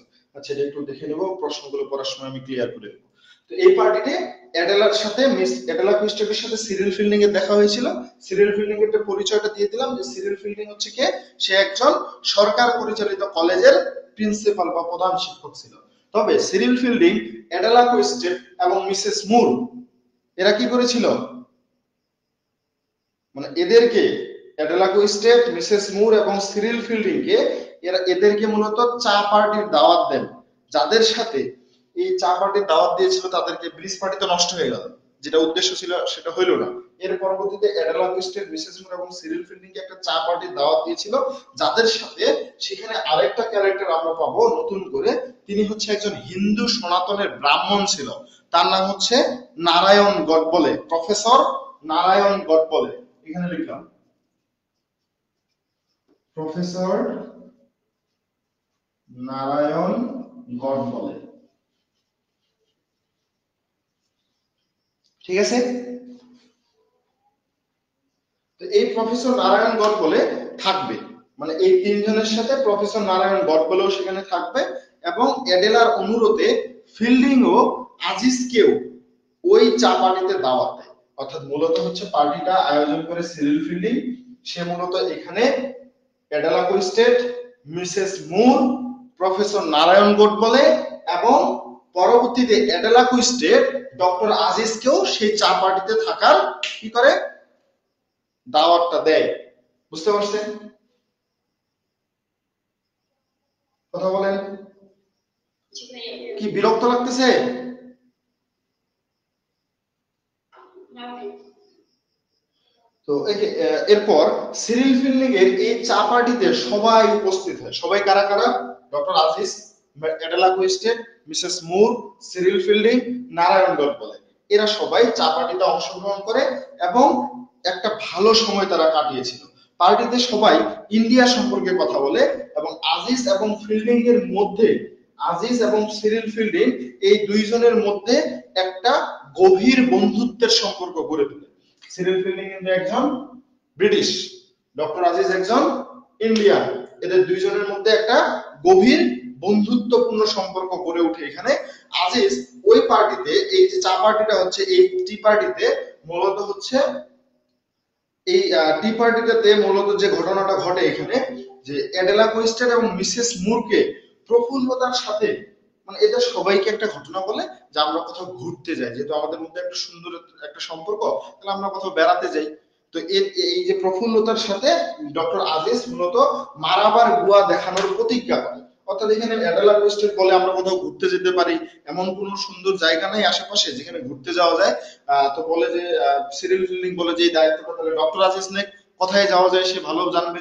ডক্টর আজিজ বলে ঠিক আছে, আমাদের চন্দ্রপুরেই হচ্ছে মারাবার গুহা বা মারাবার ক্যাভস আছে, এটা দেখতে যাওয়া যায়। এবং এটা সে প্রতিজ্ঞা করে এবং বলে যে এই গুহাটা একটা চমৎকার গুহা, যা সম্পর্কে লোকে লোকে মানে লোকে বলে, মানে মানুষ সাধারণত অনেক কথা বলে, কিন্তু মনে হয় প্রকৃতপক্ষে কেউ গুহাটা ভ্রমণ করেনি, ভয়ে সেখানে হয়তো যায়নি। রনি হিসলপ যে আছে, এই রনি হিসলপ তাদের মাঝে এই সময় হঠাৎ করে চলে আসে, এই পার্টির মাঝে চলে আসে এবং রুক্ষভাবে, রাগান্বিতভাবে তাদের পার্টিটা ভেঙে দেয়। কেন ভেঙে দেয়? কারণ সে ইন্ডিয়ানদের দেখতে পারে না। ইন্ডিয়ান এবং ব্রিটিশ বন্ধুত্বপূর্ণ সম্পর্ক হবে, সে এটা কখনোই মেনে নিতে পারে না। ক্লিয়ার? জি ভাইয়া। কথা ক্লিয়ার, বোঝা যায়?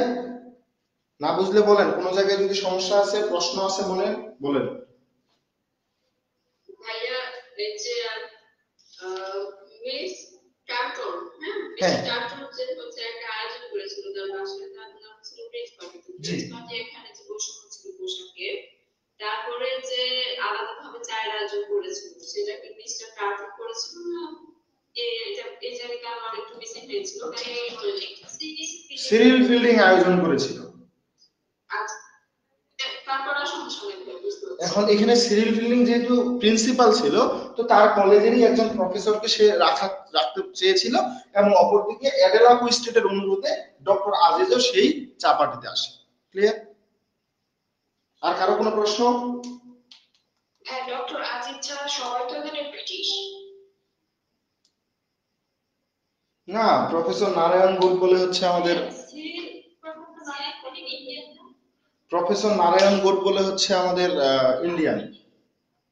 না, সিরিল ফিল্ডিং ইন্ডিয়ান না, সিরিল ফিল্ডিং হচ্ছে আমাদের ব্রিটিশ। মানে একটা বিষয় খেয়াল করবেন, কখনোই ব্রিটিশ ছাড়া ইন্ডিয়ানের মধ্যে ওই সময়টাতে প্রধান কাউকে রাখা হইতো না। যেহেতু একজন প্রিন্সিপাল, এটা থেকেও বোঝা যায় সে একজন ব্রিটিশ। ওকে, এবং নামটা থেকেও বুঝতে পারবেন সে একজন ব্রিটিশ। ক্লিয়ার? তো এরপর কি হইলো, রনি হিসলপ সেখানে আসে, এই পার্টিটা ভেঙে দিল, রাগান্বিত হয়ে রাগ দেখিয়ে এই পার্টিটা ভেঙে দিল। তো আজিজ যেহেতু প্রতিজ্ঞা করেছে, তাহলে তার এখন কি করার? আজিজ নিজের কথা রাখতে চা পার্টিতে অংশগ্রহণ করা সকলের জন্য একাই নিজের খরচে সবকিছু অ্যারেঞ্জ করে মারাবার গুহায় বেড়াতে যাওয়ার সমস্ত আয়োজন করে। মারাবার গুহাতে যাওয়ার সময় সিরিল ফিল্ডিং এবং প্রফেসর নারায়ণ গোড বলে এরা দুজন কি করে জানেন? ট্রেন মিস করে ফেলে। কি করে?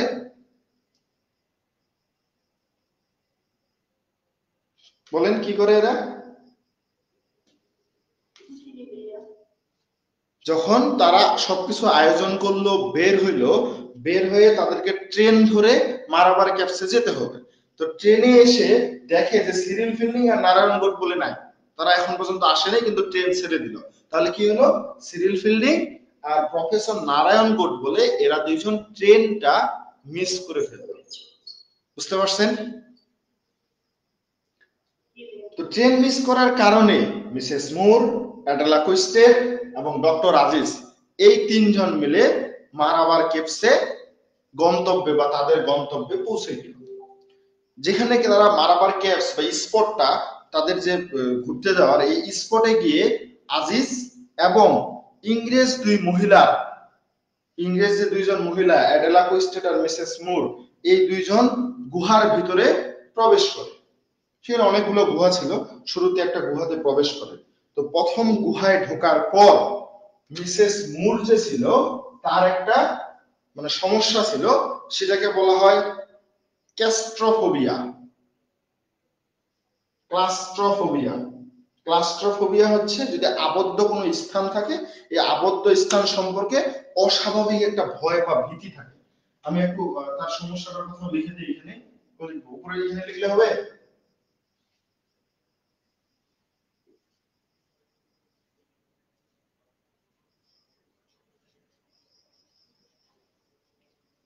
ক্লাস্ট্রোফোবিয়া, এটা একটা তার ওষুধ ছিল। বুঝতে পারছেন কি সম্পর্কে? এটা আবদ্ধ বদ্ধ কোনো স্থান, মনে হচ্ছে আলো বাতাস কম, একটা অস্বস্তি শুরু হয়, এটাকে বলা হয় ক্লাস্ট্রোফোবিয়া। তো এরকম আবদ্ধ স্থানে মূলত অস্বাভাবিক একটা ভয় কাজ করে তার। তো প্রথম গুহায় যখন সবাই প্রবেশ করে, মিসেস মুর, অ্যাডেলা কুইস্টেড, ডক্টর আজিজ, তখন প্রথম গুহায় প্রবেশ করেই মিসেস মুরের ক্লাস্ট্রোফোবিয়ার সমস্যাটা দেখা দেয়। বুঝতে পারছেন? সেরকম একটা সমস্যা বা অসুস্থ বোধ করে, কারণ গুহাটা ছিল অন্ধকার। এবং কিন্তু এই যে ক্লাস্ট্রোফোবিয়ার যে প্রতিধ্বনিটা ছিল বেশি মারাত্মক। এই ক্লাস্ট্রোফোবিয়ার সব থেকে একটা বড় সমস্যা হচ্ছে প্রতিধ্বনি, ইকো। ক্লাসে যেমন ইকো হচ্ছিল না একটু আগে, বা এখনো হয়তো একটু একটু হচ্ছে, এই ইকোটা ক্লাস্ট্রোফোবিয়ার একটা বড় সমস্যা, এবং ছিল অন্ধকার, ঘুটঘুটে অন্ধকার। আমার কথাগুলো কি বোঝা যায়?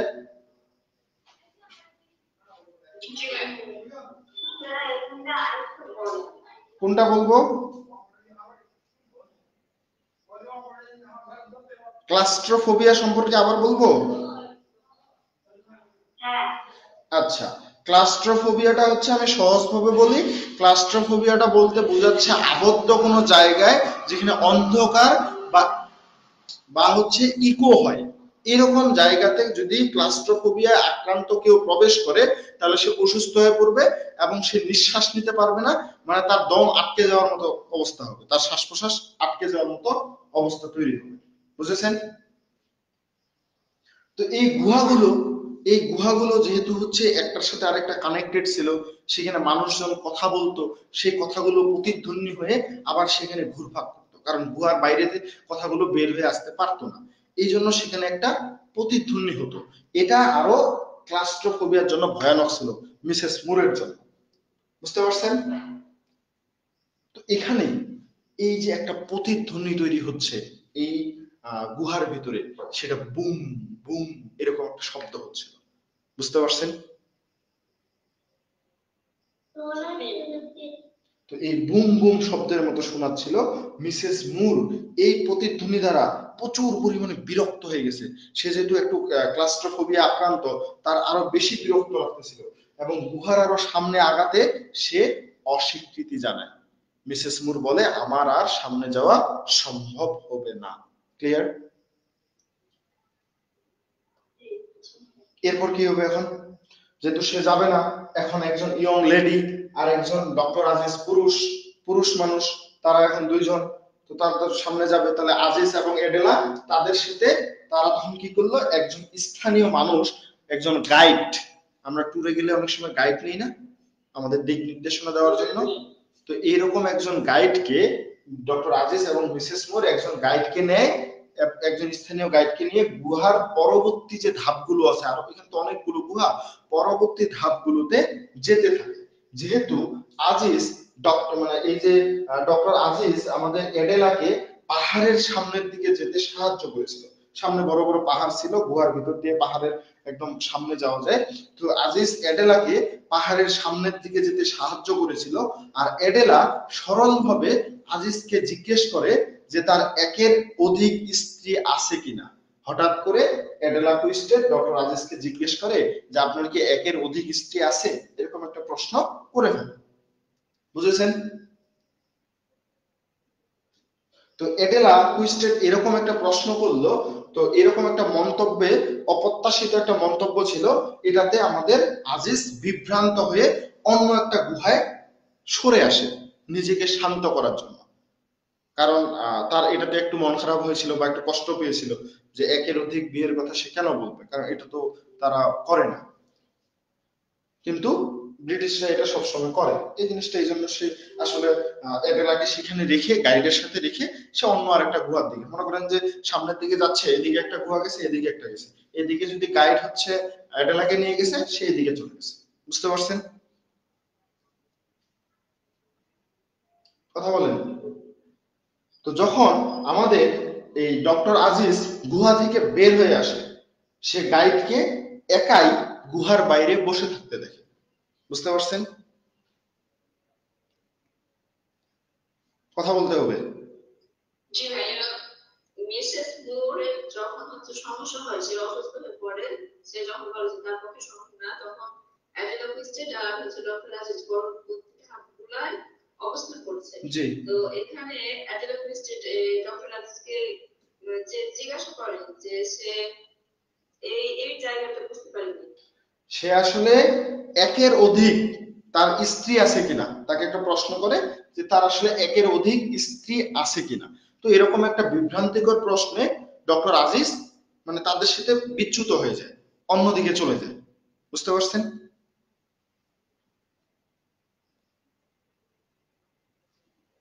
কথা বলেন, আরো সময় লাগবে তো না হলে। তো যেহেতু চলে যায়, এরপরে কি হইলো, কিছু সময় পর ডক্টর আজিজ গুহা থেকে বের হইলো, বের হয়ে দেখে যে গাইডকে তারা ভাড়া করেছিল, সে গাইড একাই গুহার বাইরে বসে আছে। বুঝেছেন?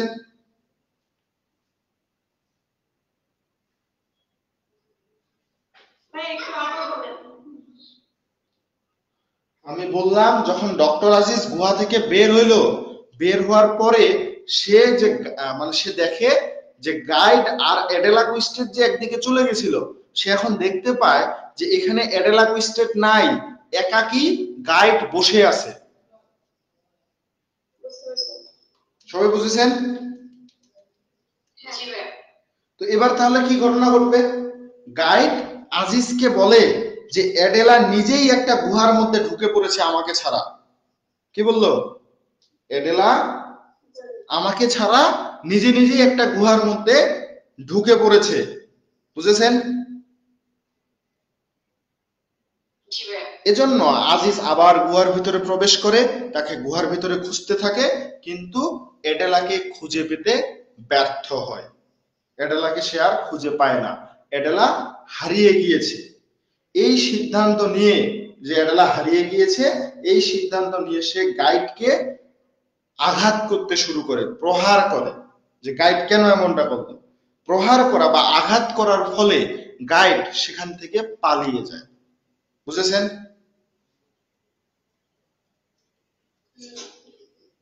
এবার কি ঘটে? আজিজ, ডক্টর আজিজ আবারও গুহার ভিতরে প্রবেশ করে অ্যাডেলাকে খোঁজাখুঁজি করে এবং দেখে যে অ্যাডেলার হাতে একটা দূরবীক্ষণ যন্ত্র ছিল, এইভাবে দেখতো দূরবীক্ষণ যন্ত্র।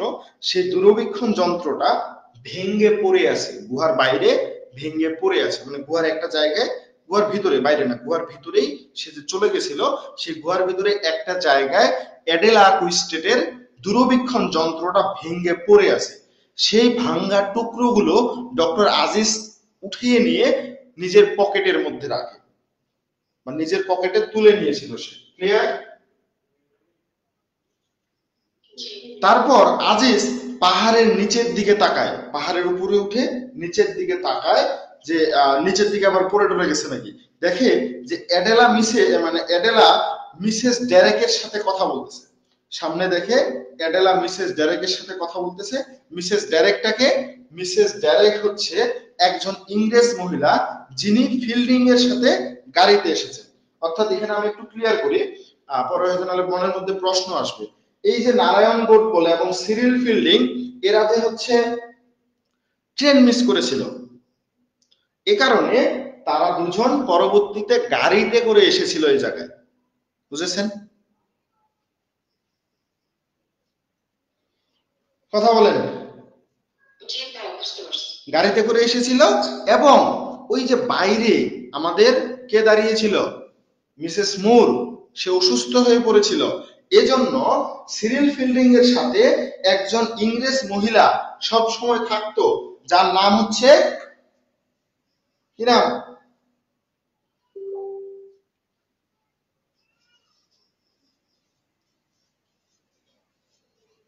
মিস ডিরেক। তার নাম হচ্ছে মিস ডিরেক, মনে থাকবে? ভাইয়া একটা কোশ্চেন ছিল, কোশ্চেনটা হচ্ছে এটা যে ডক্টর আজিজ যখন বিচলিত হলো তখন যে দেখলো অ্যাজেলা কুইস্টিকটা সামনে নেয়, তো ট্রায়াল ফিল্ডিং হচ্ছে তাকে খুঁজতেছে না, এখানে ট্রায়াল ফিল্ডিং এ কে মারে, অ্যাজেলা কুইস্টিক? বুঝিনি আপনার কথা। বলছি যে ডক্টর আজিজ যখন দেখলো যে অ্যাজেলা কুইস্টিক নাই, ট্রায়াল ফিল্ডিং কে জিজ্ঞাসা করা হয় যে অ্যাজেলা কুইস্টিক কোথায় গেছে। কাকে জিজ্ঞাসা করা হয়? গাইড গাইডকে জিজ্ঞেস করা হয়। হ্যাঁ, গাইডকে জিজ্ঞেস করা হয় না, মূলত এখানে গাইড দাঁড়িয়ে ছিল একা একাই, বুঝতে পারছেন? তখন গাইডকে জিজ্ঞেস করলো যে মানে বিষয়টা এরকম যে অ্যাডেলা কুইস্টেড কোথায়, তখন গাইড বলে যে আমাকে ধাক্কা দিয়ে বা আমাকে না বলেই সে আলাদা একটা গুহার মধ্যে প্রবেশ করেছিল, বুঝেছেন? কথা কন না রে ভাই, এমনি হবে না তো। না তো কথা বলেন না কেন? আমি তো প্রশ্ন করতেছি যে বুঝতে পারছেন কিনা। এরপর কি হলো, আমি যে বলতেছিলাম সিরিল ফিল্ডিং এর প্রফেসর নারায়ণ গোডবলে গাড়ি করে এখানে এসেছিল।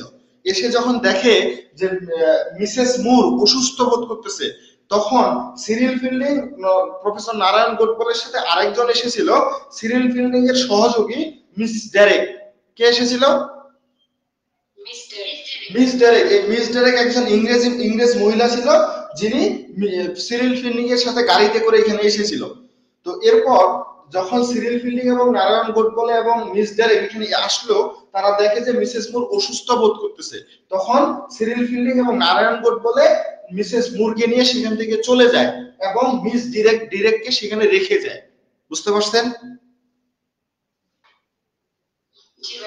তো এখন যখন হচ্ছে আমাদের অ্যাডেলা কুইস্টেড নিখোঁজ, হারায় গেছে, অপরদিকে ডক্টর আজিজ পাহাড়ের উপরে উঠলো, উঠে হচ্ছে চারদিকে দেখতেছে যে কোথাও আছে কিনা, তখন দেখতে পায় মিস ডিরেকের সাথে আমাদের অ্যাডেলা কুইস্টেড আলোচনা করতেছে বা গল্প করতেছে, বুঝতে পারছেন? জি ভাই।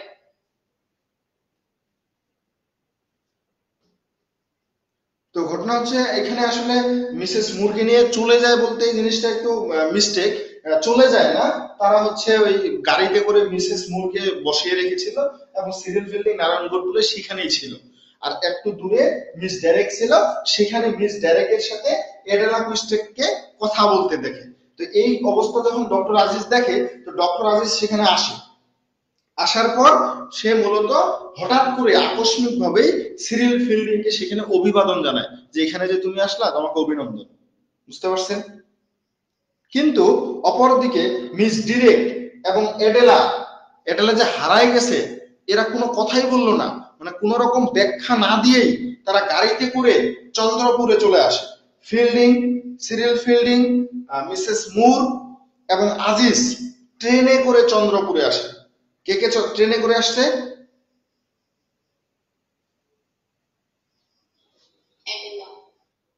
কি বুঝলেন তাহলে? বলছিলাম মিস ডেরেক আর এডেলা কুইস্টেড সে গাড়িতে করে পালায় যায়, মানে চলে যায়। আর অপরদিকে মিসেস মুর, সিরিল ফিল্ডিং আর হচ্ছে আমাদের ডক্টর আজিজ, এই তিনজন ট্রেনে করে আসে। আর মিস ডেরেক, প্রফেসর নারায়ণ গোডবলে আর এডেলা কুইস্টেড এই তিনজন কিসে চলে যায়? গাড়িতে করে চলে যায়। তারা চন্দ্রপুরে চলে যায়। আর পরবর্তীতে মিসেস মুর, সিরিল ফিল্ডিং, ডক্টর আজিজ এরা হচ্ছে ট্রেনে করে চন্দ্রপুর আসে। এবার শুরু হয় দুর্দশা।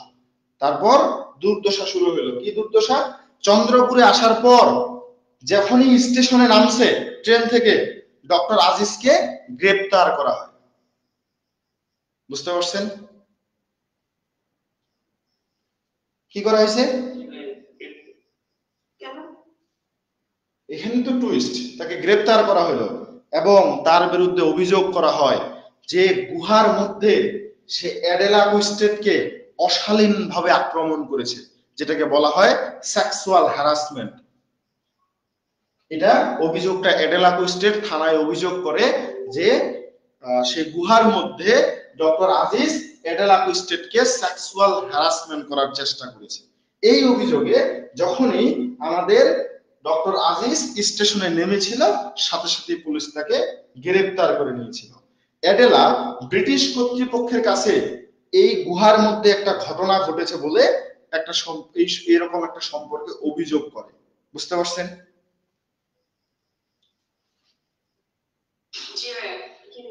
এরপর ডক্টর আজিজের বিচার কার্য শুরু হইল। আজিজের বিচারাধীন সময়কালে ব্রিটিশ এবং ইন্ডিয়ানদের মধ্যে একটা জাতিগত উত্তেজনা শুরু হইল। এখানে এখন শুরু হয়েছে ব্রিটিশ ভার্সেস ইন্ডিয়ান। বুঝতে পারছেন? ইন্ডিয়ানরা জানে ডক্টর আজিজ একজন ভালো মানুষ, তার বিরুদ্ধে এরকম এলিগেশন কখনোই শোভা পায় না, সেটা এরকম কাজ কখনোই করতে পারে না, এটা ইন্ডিয়ানরা জানে। অপরদিকে ব্রিটিশরা ব্রিটিশরা ধরে নিয়েছে যে ডক্টর আজিজকে অবশ্যই শাস্তি দিতে হবে, যদি আমরা ডক্টর আজিজকে শাস্তি দিতে না পারি তাহলে আমরা ইন্ডিয়ানদের কাছে হেরে যাব। বুঝতে পারছেন?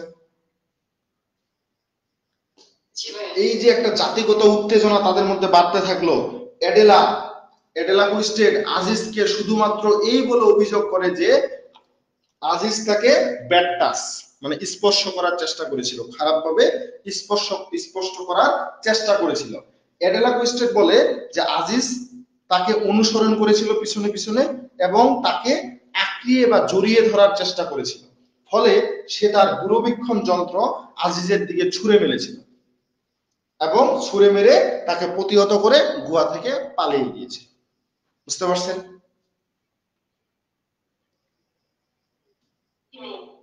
তো অ্যাডেলা কোনোভাবে দেখেছিল বা স্মরণ করতে পারে বা সে বুঝতে পারে যে ডক্টর আজিজ হচ্ছে এই যে দূরবীক্ষণ যন্ত্রটার যে ভাঙ্গাগুলো বা কাজগুলো সেটা তুলে নিয়েছিল। এ কারণে অ্যাডেলা সেই কোর্টের মধ্যে বিচার কার্যের সময় বলে যে স্মরণ করে যে আজিজ এই ভাঙ্গা কাজগুলো বা এই যে দূরবীক্ষণ যন্ত্রের ভাঙ্গা টুকরাগুলো তার কাছেই আছে, খেয়াল করে দেখেন। এবং এই সময় অ্যাডেলা যখন সেই দূরবীক্ষণ যন্ত্রগুলো গুহার মধ্যে তুলতেছিল, সেই সময় অ্যাডেলা সেখান থেকে পালিয়ে আসতে বাধ্য সুযোগ পেয়েছিল, পালিয়ে আসার বা সক্ষম হয়েছিল। বুঝতে পেরেছেন? এটা কোর্টকে সে জানাচ্ছে যে এইভাবে আমি সেখান থেকে পালিয়ে এসেছি। তো আজিজের কাছে পরবর্তীতে ওই দূরবীক্ষণ যন্ত্রের ভাঙ্গা কাজগুলো এখন ব্রিটিশদের একমাত্র প্রমাণ। বুঝেন অবস্থা? ডক্টর আজিজ কোথায় ফেসে গেল?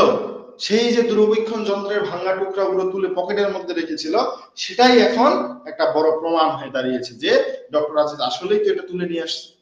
তাহলে তো ডক্টর আজিজের দিকে ছুড়ে মেরেছিল, ডক্টর আজিজের এই ঘটনাটা তাহলে সত্য। এছাড়াও ব্রিটিশরা বিশ্বাস করে যে আজিজ প্রকৃতই অপরাধী। সব ব্রিটিশরা মনে করে যে কালো বর্ণের সকল লোকেরই শ্বেতবর্ণের নারীদের প্রতি একটা যৌন লালসা থাকে। বুঝতে পারছেন? এবং তারা স্তব্ধ হয়ে যায় যখন সিরিল ফিল্ডিং সেখানে ছিলই না, বাইরে দাঁড়িয়ে ছিল। এই সিরিল ফিল্ডিং দাবি করে যে আজিজ আসলে নির্দোষ, কারণ সিরিল ফিল্ডিং আজিজের বন্ধুত্ব খুব গভীর ছিল। সিরিল ফিল্ডিং বিশ্বাস করে যে আজিজ কখনোই এই ধরনের কাজ করতে পারে না। সিরিল ফিল্ডিং একজন ব্রিটিশ হওয়ার ক্ষেত্রেও সে ডক্টর আজিজকে কোর্টের মধ্যে নির্দোষ বলেছিল। বুঝতে পারছেন? এ কারণে সিরিল ফিল্ডিংকে সমস্ত ব্রিটিশরা তাকে বিশ্বাসঘাতক হিসেবে আখ্যা দিয়েছিল, তাকে নিন্দা করতেছিল, নিন্দা করে তাকে বিশ্বাসঘাতক বলা হয়েছে। কিন্তু ইন্ডিয়ানরা, ভারতীয়রা এই ফিল্ডিংকে স্বাগত জানায়, কারণ তারা মনে করে যে আজিজের বিরুদ্ধে যে অভিযোগ আনা হয়েছে তা সম্পূর্ণ ভুয়া এবং এটি করা হয়েছে তাদের সম্প্রদায়ের সুনামকে ধ্বংস করার জন্য। ডক্টর আজিজের বিরুদ্ধে এই এলিগেশনটা করা হয়েছে শুধুমাত্র আমাদের ভারতীয়দের যে সম্প্রদায়, এই আমাদের সম্প্রদায়ের যে সুনাম যে আছে এই সুনামকে ধ্বংস করার জন্য। বুঝতে পারছেন?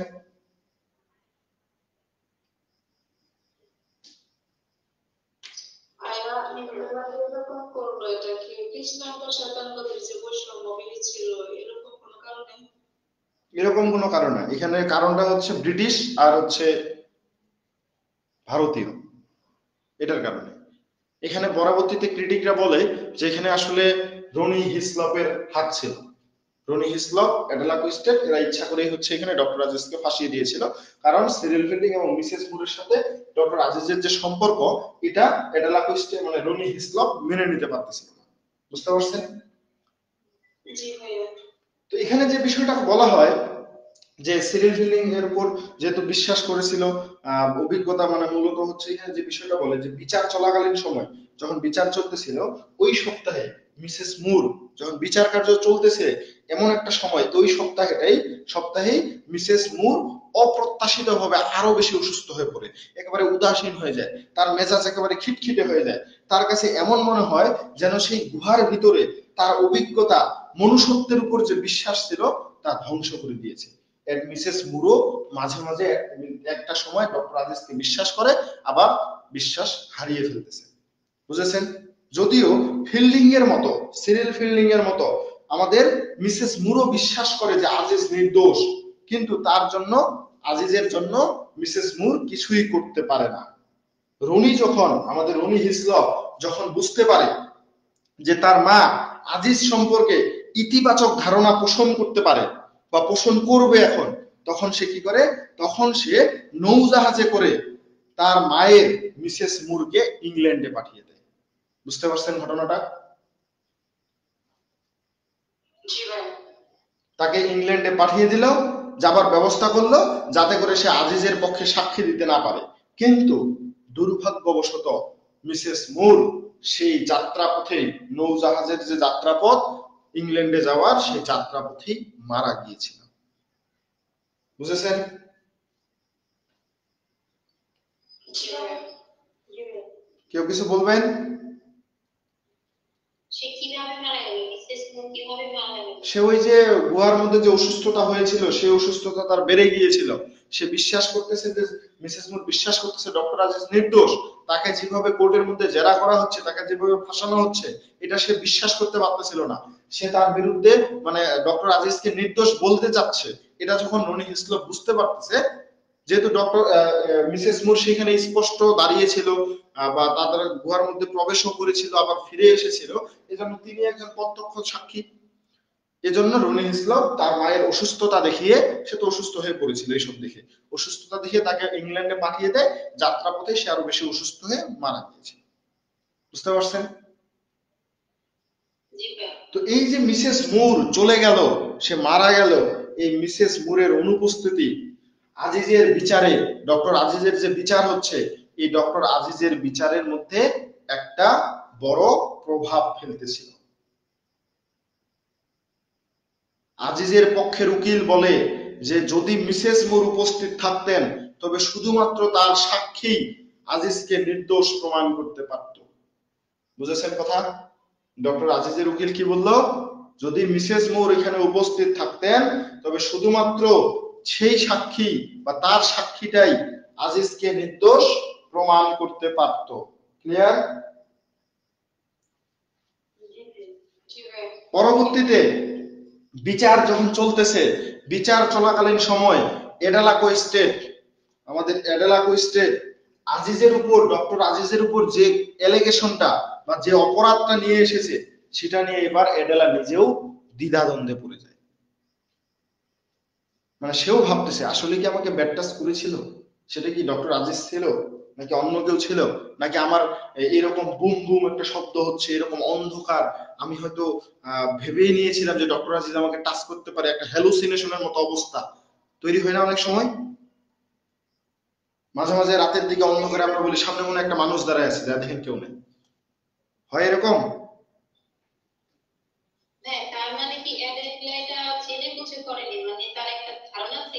হ্যাঁ, এটা জেনে বুঝে সে করে নাই তো। সে বুঝতে পেরেছিল যে পিছন থেকে, পিছনের দিকে মনে হয় কেউ হেঁটে আসতেছে, তাকে জড়ায় ধরতেছে। মানে সে মানে আচমকাই এরকম দেখতে পায়, আচমকাই সে তার দুর্বিক্ষণ ছুড়ে মারে, মেরে সে পালাই গিয়েছিল। পিছন ফিরে আর দেখে নেই কেউ ছিল নাকি ছিল না, এটা সে খেয়াল করে।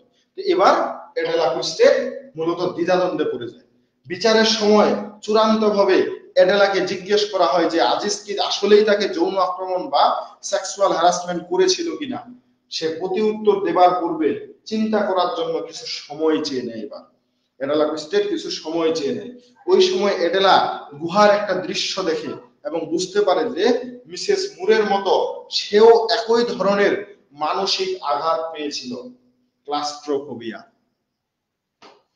সে গুহাটা এমন, এখানে এত সহজে কেউ প্রবেশ করে না, যারা প্রবেশ করে তারা মানে স্বাভাবিক এত সহজে থাকতে পারে না। তো যারা একটু ভীতু টাইপের বা একটু একটুতেই ভয় পায়, এই ধরনের মানুষগুলোর এরকম সমস্যা হয়। তখন সে বুঝতে পারে যে তারও হয়তো মিসেস মুরের মতো সেও মানসিক আঘাত পেয়েছিল। গুহার ওই প্রতিধ্বনি তাকে এতটাই বিভ্রান্ত করেছিল যে সে সাময়িক সময়ের জন্য মানসিকভাবে বিপর্যস্ত হয়ে পড়েছিল বা গিয়েছিল, বিপর্যস্ত হয়ে গিয়েছিল। ওকে, সে তখন আমার একটা প্রশ্ন ছিল যে বলেন। মিসেস মুরের উপস্থিতিতে যে বিচার কার্য চরম প্রভাব ফেললো, এখানে ডক্টর আজিজের যে কথাটা বললেন এটা বুঝতে পারিনি। ডক্টর আজিজের কি কথা বলছি? ওখানে বলেছিলাম যে ডক্টর আজিজের উকিল বিচার কার্যের সময় বলে যে একমাত্র মিসেস মুরের সাক্ষী আজিজকে নির্দোষ প্রমাণ করতে পারে। বুঝেছেন? দাদা বুঝতে পেরেছি। তো এই যে গুহার যে প্রতিধ্বনি তাকে এতটাই বিভ্রান্ত করেছিল, সাময়িক সময়ের জন্য সেও বিপর্যস্ত হয়ে গিয়েছিল। সে তখন গুহা থেকে বের হয়ে পাহাড় দিয়ে নিচে নেমে আসে এবং অবশেষে মিস ডেরেকের সাথে গাড়িতে করে সে ফিরে চলে আসে। এই সময় এডেলা ভুল করে তার মানসিক আঘাতকে আজিজ দ্বারা আক্রমণ হয়েছে বলে ব্যাখ্যা করে। আসার পর পুলিশের কাছে এটা বলে, মানে এই কথাগুলো সে এখন আদালতে বলতেছে যে হয়তো আমি আঘাত পেয়েছিলাম এবং মানসিকভাবে আঘাতটাকে আমি আজিজের দ্বারা আক্রমণাত্মক হয়েছিলাম বা আক্রমণ হয়েছে বলে ব্যাখ্যা করে। সে স্বীকার করে যে সে ভুল করেছে। এই কথার পরে মামলাটা খারিজ হয়ে যায় এবং আজিজ নির্দোষ প্রমাণিত হয়। বুঝতে পারছেন? তো এবার চিন্তা করেন, রনি হিসলপ যেখানে হচ্ছে একজন ভারতীয়দের দেখতে পারে না, সেখানে অ্যাডেলা কুইস্টেটের দ্বারা একটা সুযোগ এসেছিল ভারতীয়দের অপদস্থ করার, সেখানে অ্যাডেলা কুইস্টেট সেই কেসটাই ডিসমিস করে দিল, কেসটাই উঠাই নিল বলা যায়। তো তখন কি হবে? এবার বিচারের মধ্যে রনি হিসলপ ডিস্ট্রিক্ট ম্যাজিস্ট্রেট যেহেতু ছিল, সে মূলত ভারতীয়দের কাছে হেরে গেল। এই হেরে যাওয়ার কারণে অ্যাডেলা কুইস্টেটের সাথে তার বিয়ের বাগদান বা এঙ্গেজমেন্টটা বিচ্ছিন্ন করে দেয়। অ্যাডেলা ততদিন ফিল্ডিং এর বাসায় অবস্থান করে যতক্ষণ না পর্যন্ত নৌপথে তার ইংল্যান্ডে ফিরে যাওয়ার ব্যবস্থা না হয়। বুঝতে পারতেছেন বিষয়টা? যতক্ষণ পর্যন্ত তার ইংল্যান্ডে ফিরে যাওয়ার ব্যবস্থা না হচ্ছে ততক্ষণ পর্যন্ত সে সিরিল ফিল্ডিং এর বাসায় থাকে। ক্লিয়ার?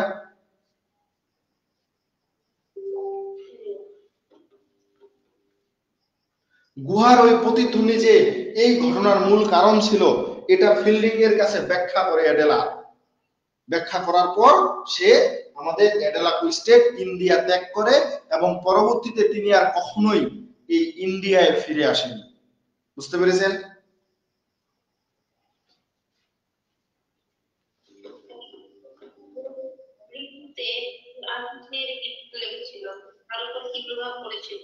আবার বলেন, বুঝি নাই।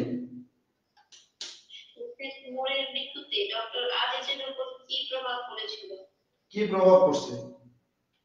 তার উপর প্রভাব পড়বে কেন?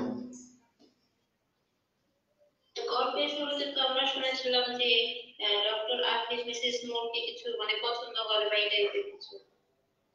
কিসের এরকম কথা কখন বললাম যে পছন্দ করে? তাদের মধ্যে একটা ভালো বন্ধুত্ব তৈরি হয়েছিল। তাকে পছন্দ করেছিল বলতে সে মানুষটা তার কথা শুনেছিল। ইংরেজরা ভারতীয়দের কথা শুনবে এটা কখনো হয় না। সেখানে একজন ভারতীয় মিসেস মুরকে বা সেই মহিলাকে জুতা খুলে মসজিদে প্রবেশ করতে বলে, সেটা মিসেস মুর শুনেছিল। এটার জন্যই ডক্টর আজিজ বলেছিল যে সে এই জিনিসটা সে ভালো, এই জিনিস এই দিক থেকে তাকে সে পছন্দ করছে, ভালো বলে তার সাথে বন্ধুত্ব করা যায়। বুঝতে পেরেছেন? আরে কুত্তারে লগি। এরপরের ঘটনা, এবার কি হলো? ইন্ডিয়া ত্যাগ করলো। কে ইন্ডিয়া ত্যাগ করলো?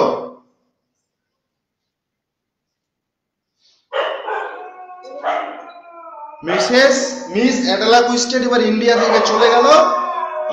রে যন্ত্রণা।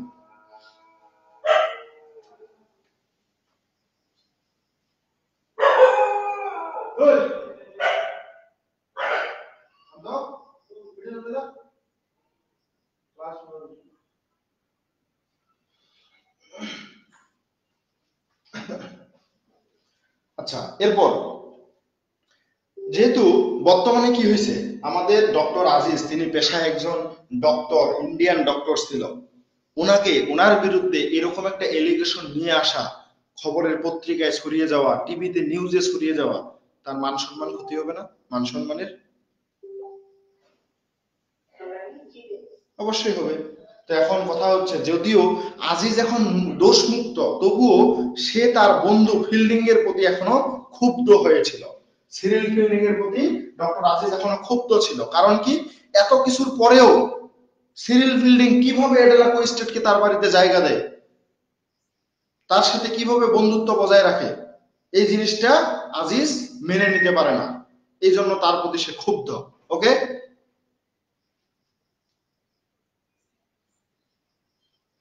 আরে ভাই কথা বল না, বুঝতেছেন কিনা? তো ফিল্ডিং এবার কি করে, সিরিল ফিল্ডিং আজিজকে বোঝায় যে অ্যাডেলার কাছ থেকে অর্থ জরিমানা নেওয়া ভদ্রোচিত কাজ হবে না। কিসের অর্থ জরিমানা? এখন ডক্টর আজিজ চাইলেই মানহানির মামলা করতে পারে অ্যাডেলা কুইস্টেডের বিরুদ্ধে, পারে না? তো যদি এটা করে, তাহলে আদালত কি বলবে, অ্যাডেলা কুইস্টেডকে অর্থ জরিমানা দিতে বলবে ডক্টর আজিজকে। তো সিরিল ফিল্ডিং বলে যে এরকম কাজ করা ঠিক হবে না, এটা ভদ্রোচিত কাজ হবে না। এসব কারণে ফিল্ডিং ও আজিজের মধ্যে যে বন্ধুত্বের সম্পর্ক, এই সম্পর্কের একটা অবনতি ঘটে। বুঝেছেন?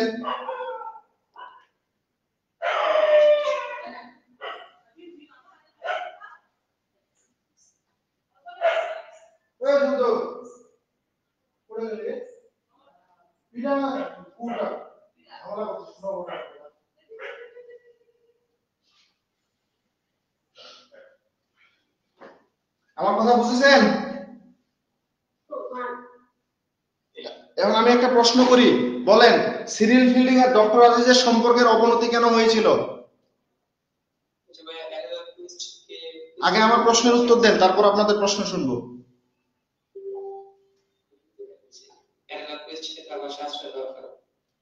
আর কোনো কিছু? অর্থ জরিমানা, তিনটা কারণ। প্রথম কারণটা হচ্ছে অ্যাডেলা কুইস্টেডের সাথে সিরিল ফিল্ডিং এখনো বন্ধুত্ব বজায় রেখেছে। 2 নম্বর কারণ হচ্ছে সিরিল ফিল্ডিং এর বাসায় তাকে আশ্রয় দিয়েছে। 3 নম্বর কারণ হচ্ছে সিরিল ফিল্ডিং ডক্টর আজিজকে বলে যাতে তার কাছ থেকে জরিমানা নেওয়া না নেয়, বা এটা নেওয়াটা ভদ্রোচিত হবে না। এই 3টা কারণ। ক্লিয়ার?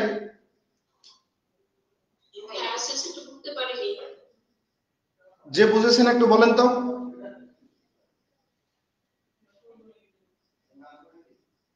কে বুঝতে পারছেন বলেন, 3টা কারণ কি কি?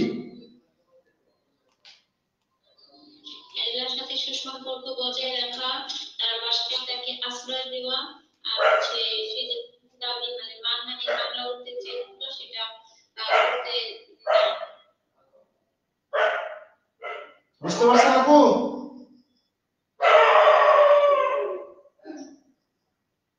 কথা বলেন।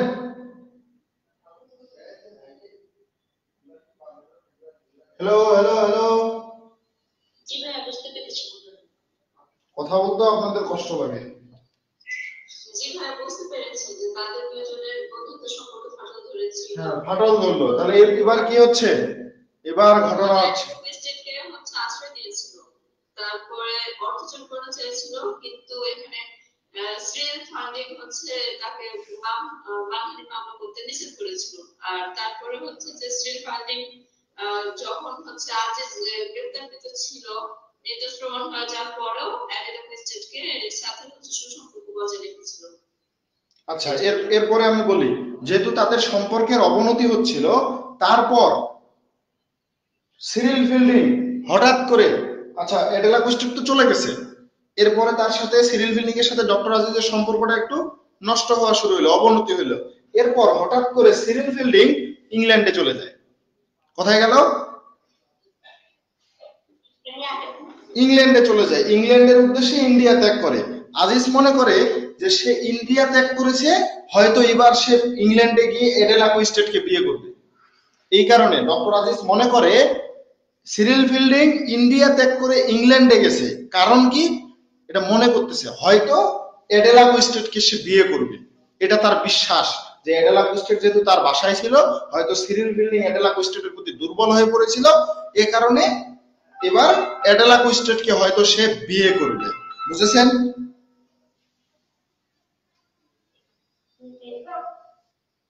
তো এবার ঘটনা হচ্ছে আজিজ, ডক্টর আজিজ তার বন্ধুর প্রতি এই যে ধারণাটা করলো, এটা বিশ্বাসঘাতকতার জন্য আমাদের ডক্টর আজিজ প্রতিজ্ঞা করে যে সে কখনো শ্বেতবর্ণের বা হোয়াইট পিপলদের সাথে কখনো মানুষের শ্বেতবর্ণের মানুষের সাথে কোনো বন্ধুত্ব আর কখনো সে করবে না। ডক্টর আজিজ প্রতিজ্ঞা করে ইংল্যান্ডের মানুষ বা কিছু বললেন?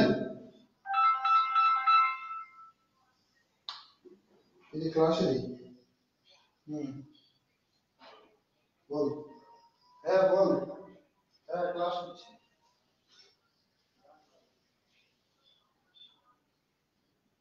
আমি তো ক্লাস নিতে বসে পারবো না।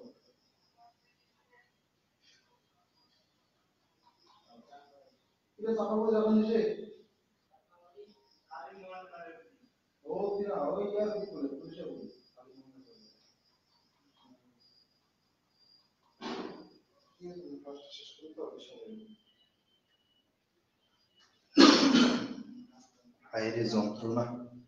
আচ্ছা, কেউ কোনো প্রশ্ন করছিলেন?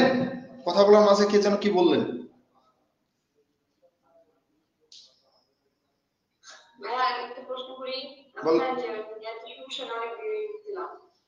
বলেন।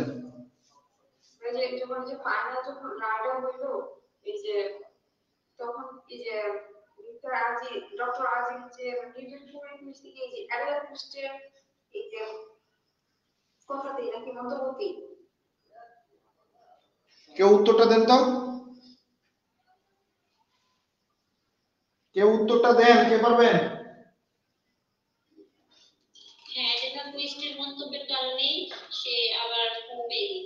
এটা তো উত্তর না, উত্তরটা হচ্ছে কি কারণে, কি বলেছিল, কি মন্তব্য করেছিল, ওটা বলতে হবে, নাহলে তো উনি বুঝবে না।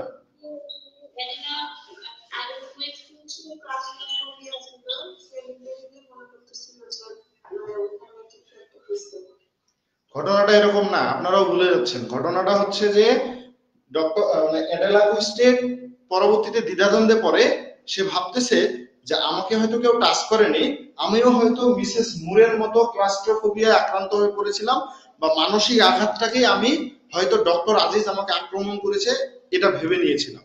এই কথাটা আদালতের কাছে বলে। তো এটা যখন বলে তার মানে কি কেস উইথড্র হয়ে গেল, কোনো দোষ নাই ডক্টর আজিজের, তাহলে কি কেস খারিজ হয়ে গেল। ক্লিয়ার? এবার শুনেন, আজিজ তার বন্ধুর প্রতি যে ধারণাটা তৈরি হইল আজিজের, এটাকে বিশ্বাসঘাতকতার জন্য সে প্রতিজ্ঞা করলো। কি প্রতিজ্ঞা করলো? সে বলল কোন সাদা পিপল বা হোয়াইট মানুষদের সাথে সে আর কখনো বন্ধুত্ব করবে না। আজিজ পরবর্তীতে হিন্দু শাসিত শহর মাউ, হিন্দু শাসিত শহর ছিল মাউ, এই হিন্দু শাসিত শহরের মাউয়ের মধ্যে চলে গিয়েছিল এবং নতুন করে জীবন শুরু করেছিল সেখানে। এই মাউয়ে কে চলে গেল পরবর্তীতে? ডক্টর আজিজ। এই জন্য থার্ড পার্টটাকে বলা হয় টেম্পল। টেম্পল মাউয়ে চলে গেল, যেটা ছিল হিন্দু শাসিত শহর, এবং সেখানে নতুন জীবন শুরু করলো। এই মাউ হচ্ছে চন্দ্রপুর থেকে কয়েকশো মাইল পশ্চিম দিকে অবস্থিত একটা শহর। ডাক্তার আজিজ এখন মাউয়ের রাজার প্রধান চিকিৎসক হিসেবে ছিলেন এখানে। মাউয়ের যে প্রধান রাজা ছিল মাউয়ের, এই রাজার প্রধান চিকিৎসক হিসেবে নিয়োজিত ছিল ডক্টর আজিজ। 2 বছর পরে ফিল্ডিং আবার ইন্ডিয়ায় ফিরে আসেন এবং সে ডক্টর আজিজকে খুঁজে বেড়ায়। সিরিল ফিল্ডিং আবার ইন্ডিয়ায় এসে ডক্টর আজিজকে খুঁজে, যে ডক্টর আজিজ কোথায়, তাকে খুঁজে বের করে ডক্টর আজিজের সাথে সিরিল ফিল্ডিং সাক্ষাৎ করে, তার সাথে দেখা করে। এখন ডক্টর আজিজ দেখে যে সিরিল ফিল্ডিং বিয়ে করেছেন, তার ওয়াইফের নাম হচ্ছে মিসেস মুরের মেয়ে, মানে মূলত হচ্ছে সিরিল ফিল্ডিং বিয়ে করেছিল, মিসেস মুরের মেয়ে ছিল, তার মেয়েকে বিয়ে করেছিল। বুঝতে পারছেন? তার নাম হচ্ছে স্টেলা মুর। মিসেস মুরের মেয়ের নাম, ছেলের নাম রনি হিসলপ, আর তার মেয়ের নাম, তার বোন অর্থাৎ রনি হিসলপের বোনের নাম হচ্ছে স্টেলা মুর।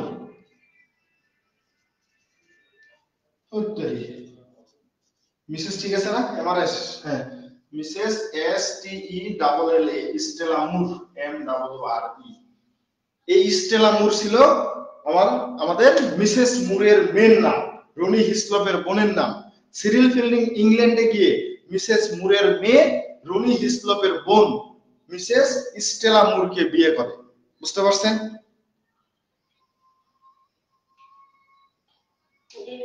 তো ডক্টর আজিজ দেখে যে সিরিল ফিল্ডিং অ্যাডেলা কুইস্টেডকে বিয়ে করে নাই। এটা দেখে ফিল্ডিং এর উপর আজিজের সম্মান আরো বেড়ে গেল, বা আজিজের সম্মানটা আবার ফিরে আসলো। কিন্তু ওই যে আগের সময়ে আগের মতো বন্ধু আর তারা হতে পারলো না। আজিজ একটা স্বাধীন এবং ঐক্যবদ্ধ ইন্ডিয়ার স্বপ্ন দেখতে থাকলো। এবার ডক্টর আজিজ এবার একটা ঐক্যবদ্ধ এবং স্বাধীন ইন্ডিয়ার স্বপ্ন দেখে থাকে।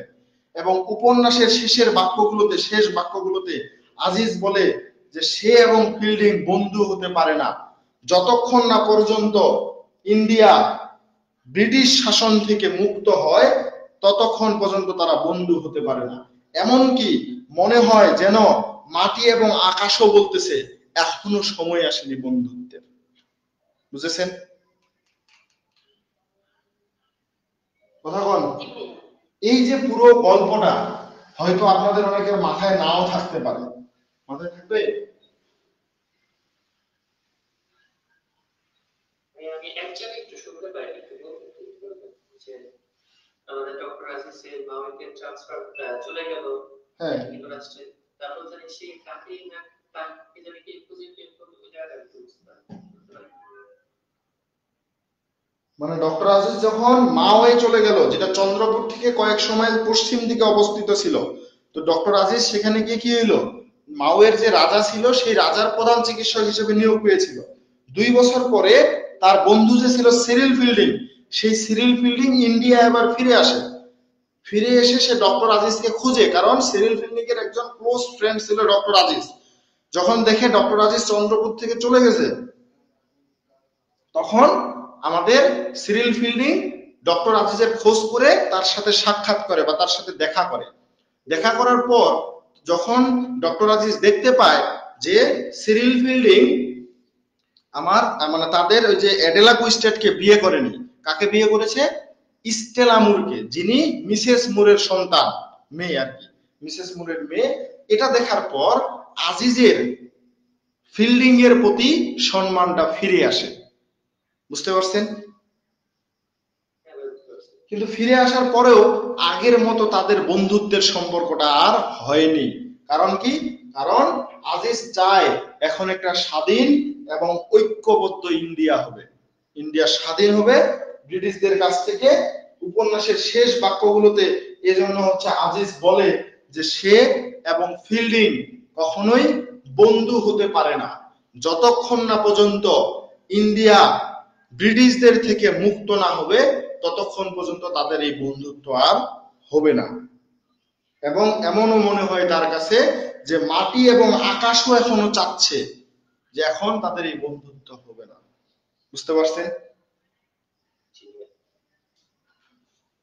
লাস্ট কথা বলবো, ক্লাসের শেষ। আমি জাস্ট কয়েকটা থিম আছে, থিমগুলো লিখে দিব, আপনারা লিখে নিতে পারেন। এই থিমগুলোর সাথে এখন গল্পটা মিলাই নেবেন। বুঝেছেন? কি ক্লাস বুঝতে কারো সমস্যা হয়েছে?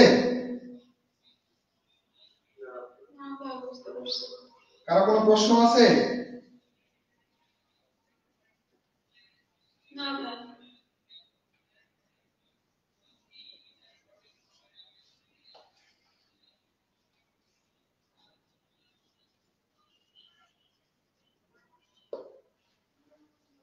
এটা হচ্ছে একটা। 2 নম্বরে হচ্ছে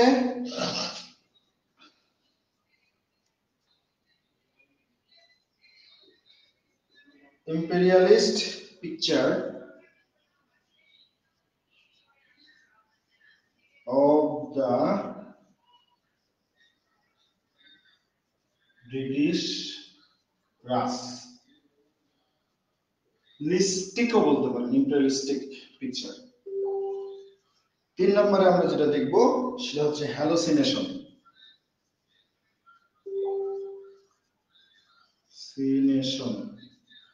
hallucination and criminal activities. Hallucination and criminal activities 4 নম্বরে।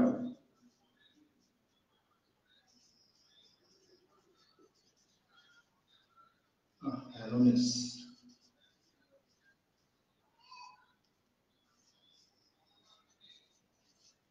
hallowedness of the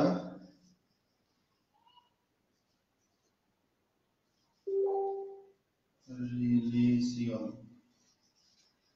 hallowedness of the religion। 5 নম্বরটা আমরা বলতে পারি the unity of all living things। তো এই নাটকটার শেষ দিকে যখন আমাদের হচ্ছে ডক্টর আজিজ মূলত হচ্ছে মুক্ত হলো, এরপর পুরো ইন্ডিয়ান জেগে উঠেছিল স্বাধীনতার বিপ্লবের জন্য, স্বাধীনতার মুভমেন্টের জন্য। তারা ইন্ডিপেন্ডেন্স মুভমেন্টের জন্য আরো জেগে উঠেছিল। এরপরেই ধীরে ধীরে কিন্তু ইন্ডিয়া বা ভারতবর্ষ স্বাধীন হয়। বুঝেছেন? যদি খেয়াল করেন, ডিফিকাল্টি ছিল ইংলিশদের সাথে ইন্ডিয়ানদের বন্ধুত্বটা, এটা হচ্ছে একটা থিম। অপরদিকে ইম্পেরিয়ালিস্টিক পিকচার আমরা দেখতে পাই এই ব্রিটিশদের কাছ থেকে। তারপর হ্যালোসিনেশন, যেটা মিসেস মোরের সাথে হয়েছিল, এবং ক্রিমিনাল অ্যাক্টিভিটিস ঘটেছিল মারাবার ক্যাম্পের মধ্যে, যেটা হচ্ছে পরবর্তীতে খারিজ করে দেওয়া হয় ডক্টর আজিজের বিপরীতে, মানে বিরুদ্ধে যে অভিযোগ। এবং হলোনেস অফ দ্য রিলিজিয়ন, যেটা হচ্ছে একটা সময় ধর্মে বিভক্ত, মানে তাদের যে আন্দোলনটা হচ্ছিল এখানে ধর্মের মতো করে একটা বিভক্ত হয়। মানে আগে একটা বিভক্ত ছিল, হিন্দু মুসলিমের একটা বিভেদ ছিল। পরবর্তীতে যখন এই ক্রিমিনাল অ্যাক্টিভিটিস এর পর ডক্টর আজিজ যখন মুক্ত হলো, এরপর ধর্ম বর্ণ সব বাদ দিয়ে সবাই একসাথে স্বাধীনতার আন্দোলন করেছিল। অপরদিকে এই যে the unity of all living things, মানে সবাই একত্রিত হয়ে আন্দোলনটা চালিয়েছিল। বুঝেছেন? খুব কঠিন গল্পটা, একটু বড় কিন্তু মজার আছে, তাই না?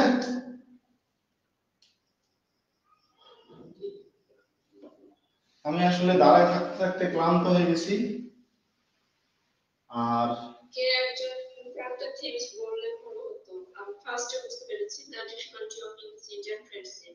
তারপর ওগুলো দেখতে পাওয়া যায়নি। দেখতে পাওয়া যায়নি বলতে? ভাইয়া আপনার বোর্ড দেখতে পাওয়া যাচ্ছিল না। আপনার নেটের সমস্যা ছিল। আমি কি এখন আবার লিখে দেবো? আবার লিখে দেওয়া তো সম্ভব না। আমি বলেছিলাম the difficulty of English Indian friendship, তারপর বলেছিলাম imperialistic picture of the British Raj, অর্থাৎ শ্বেতাঙ্গদের দিক থেকে ইম্পেরিয়ালিস্টিক যে পিকচারটা, imperialistic picture of the British Raj, এটা হচ্ছে সেকেন্ড। ঠিক আছে? বুঝেছেন? আচ্ছা, তাহলে তো আর লাগবে না। ঘটনা হচ্ছে যে ক্লাস নিতে নিতে বেশ কয়েকটা সংবাদ পেয়েছি যেগুলো খুব খারাপ ছিল। আর সাথে হচ্ছে আমি ক্লাস নিচ্ছি অনেকক্ষণ ধরে, দাঁড়ায় থেকে থেকে অবস্থা খারাপ হয়ে গেছে। আসলে পাশের গ্রামে কিছু দুর্বৃত্ত একটা বাড়িতে আগুন দিয়ে গেছে, 3টা বাড়ি পুড়ে গেছে। এখনই হচ্ছে একটু আগে ফোন দিয়েছিল। তো এগুলো আসলে আর ভালো লাগে না, বুঝতে পারছেন? তো আজকের মতো এতটুকুই। কারো কোনো প্রশ্ন থাকলে বলতে পারেন, নাহলে আজকে শেষ করি।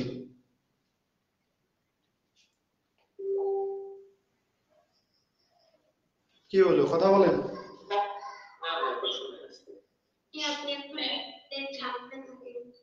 সবাই বুঝতে পারছেন তো?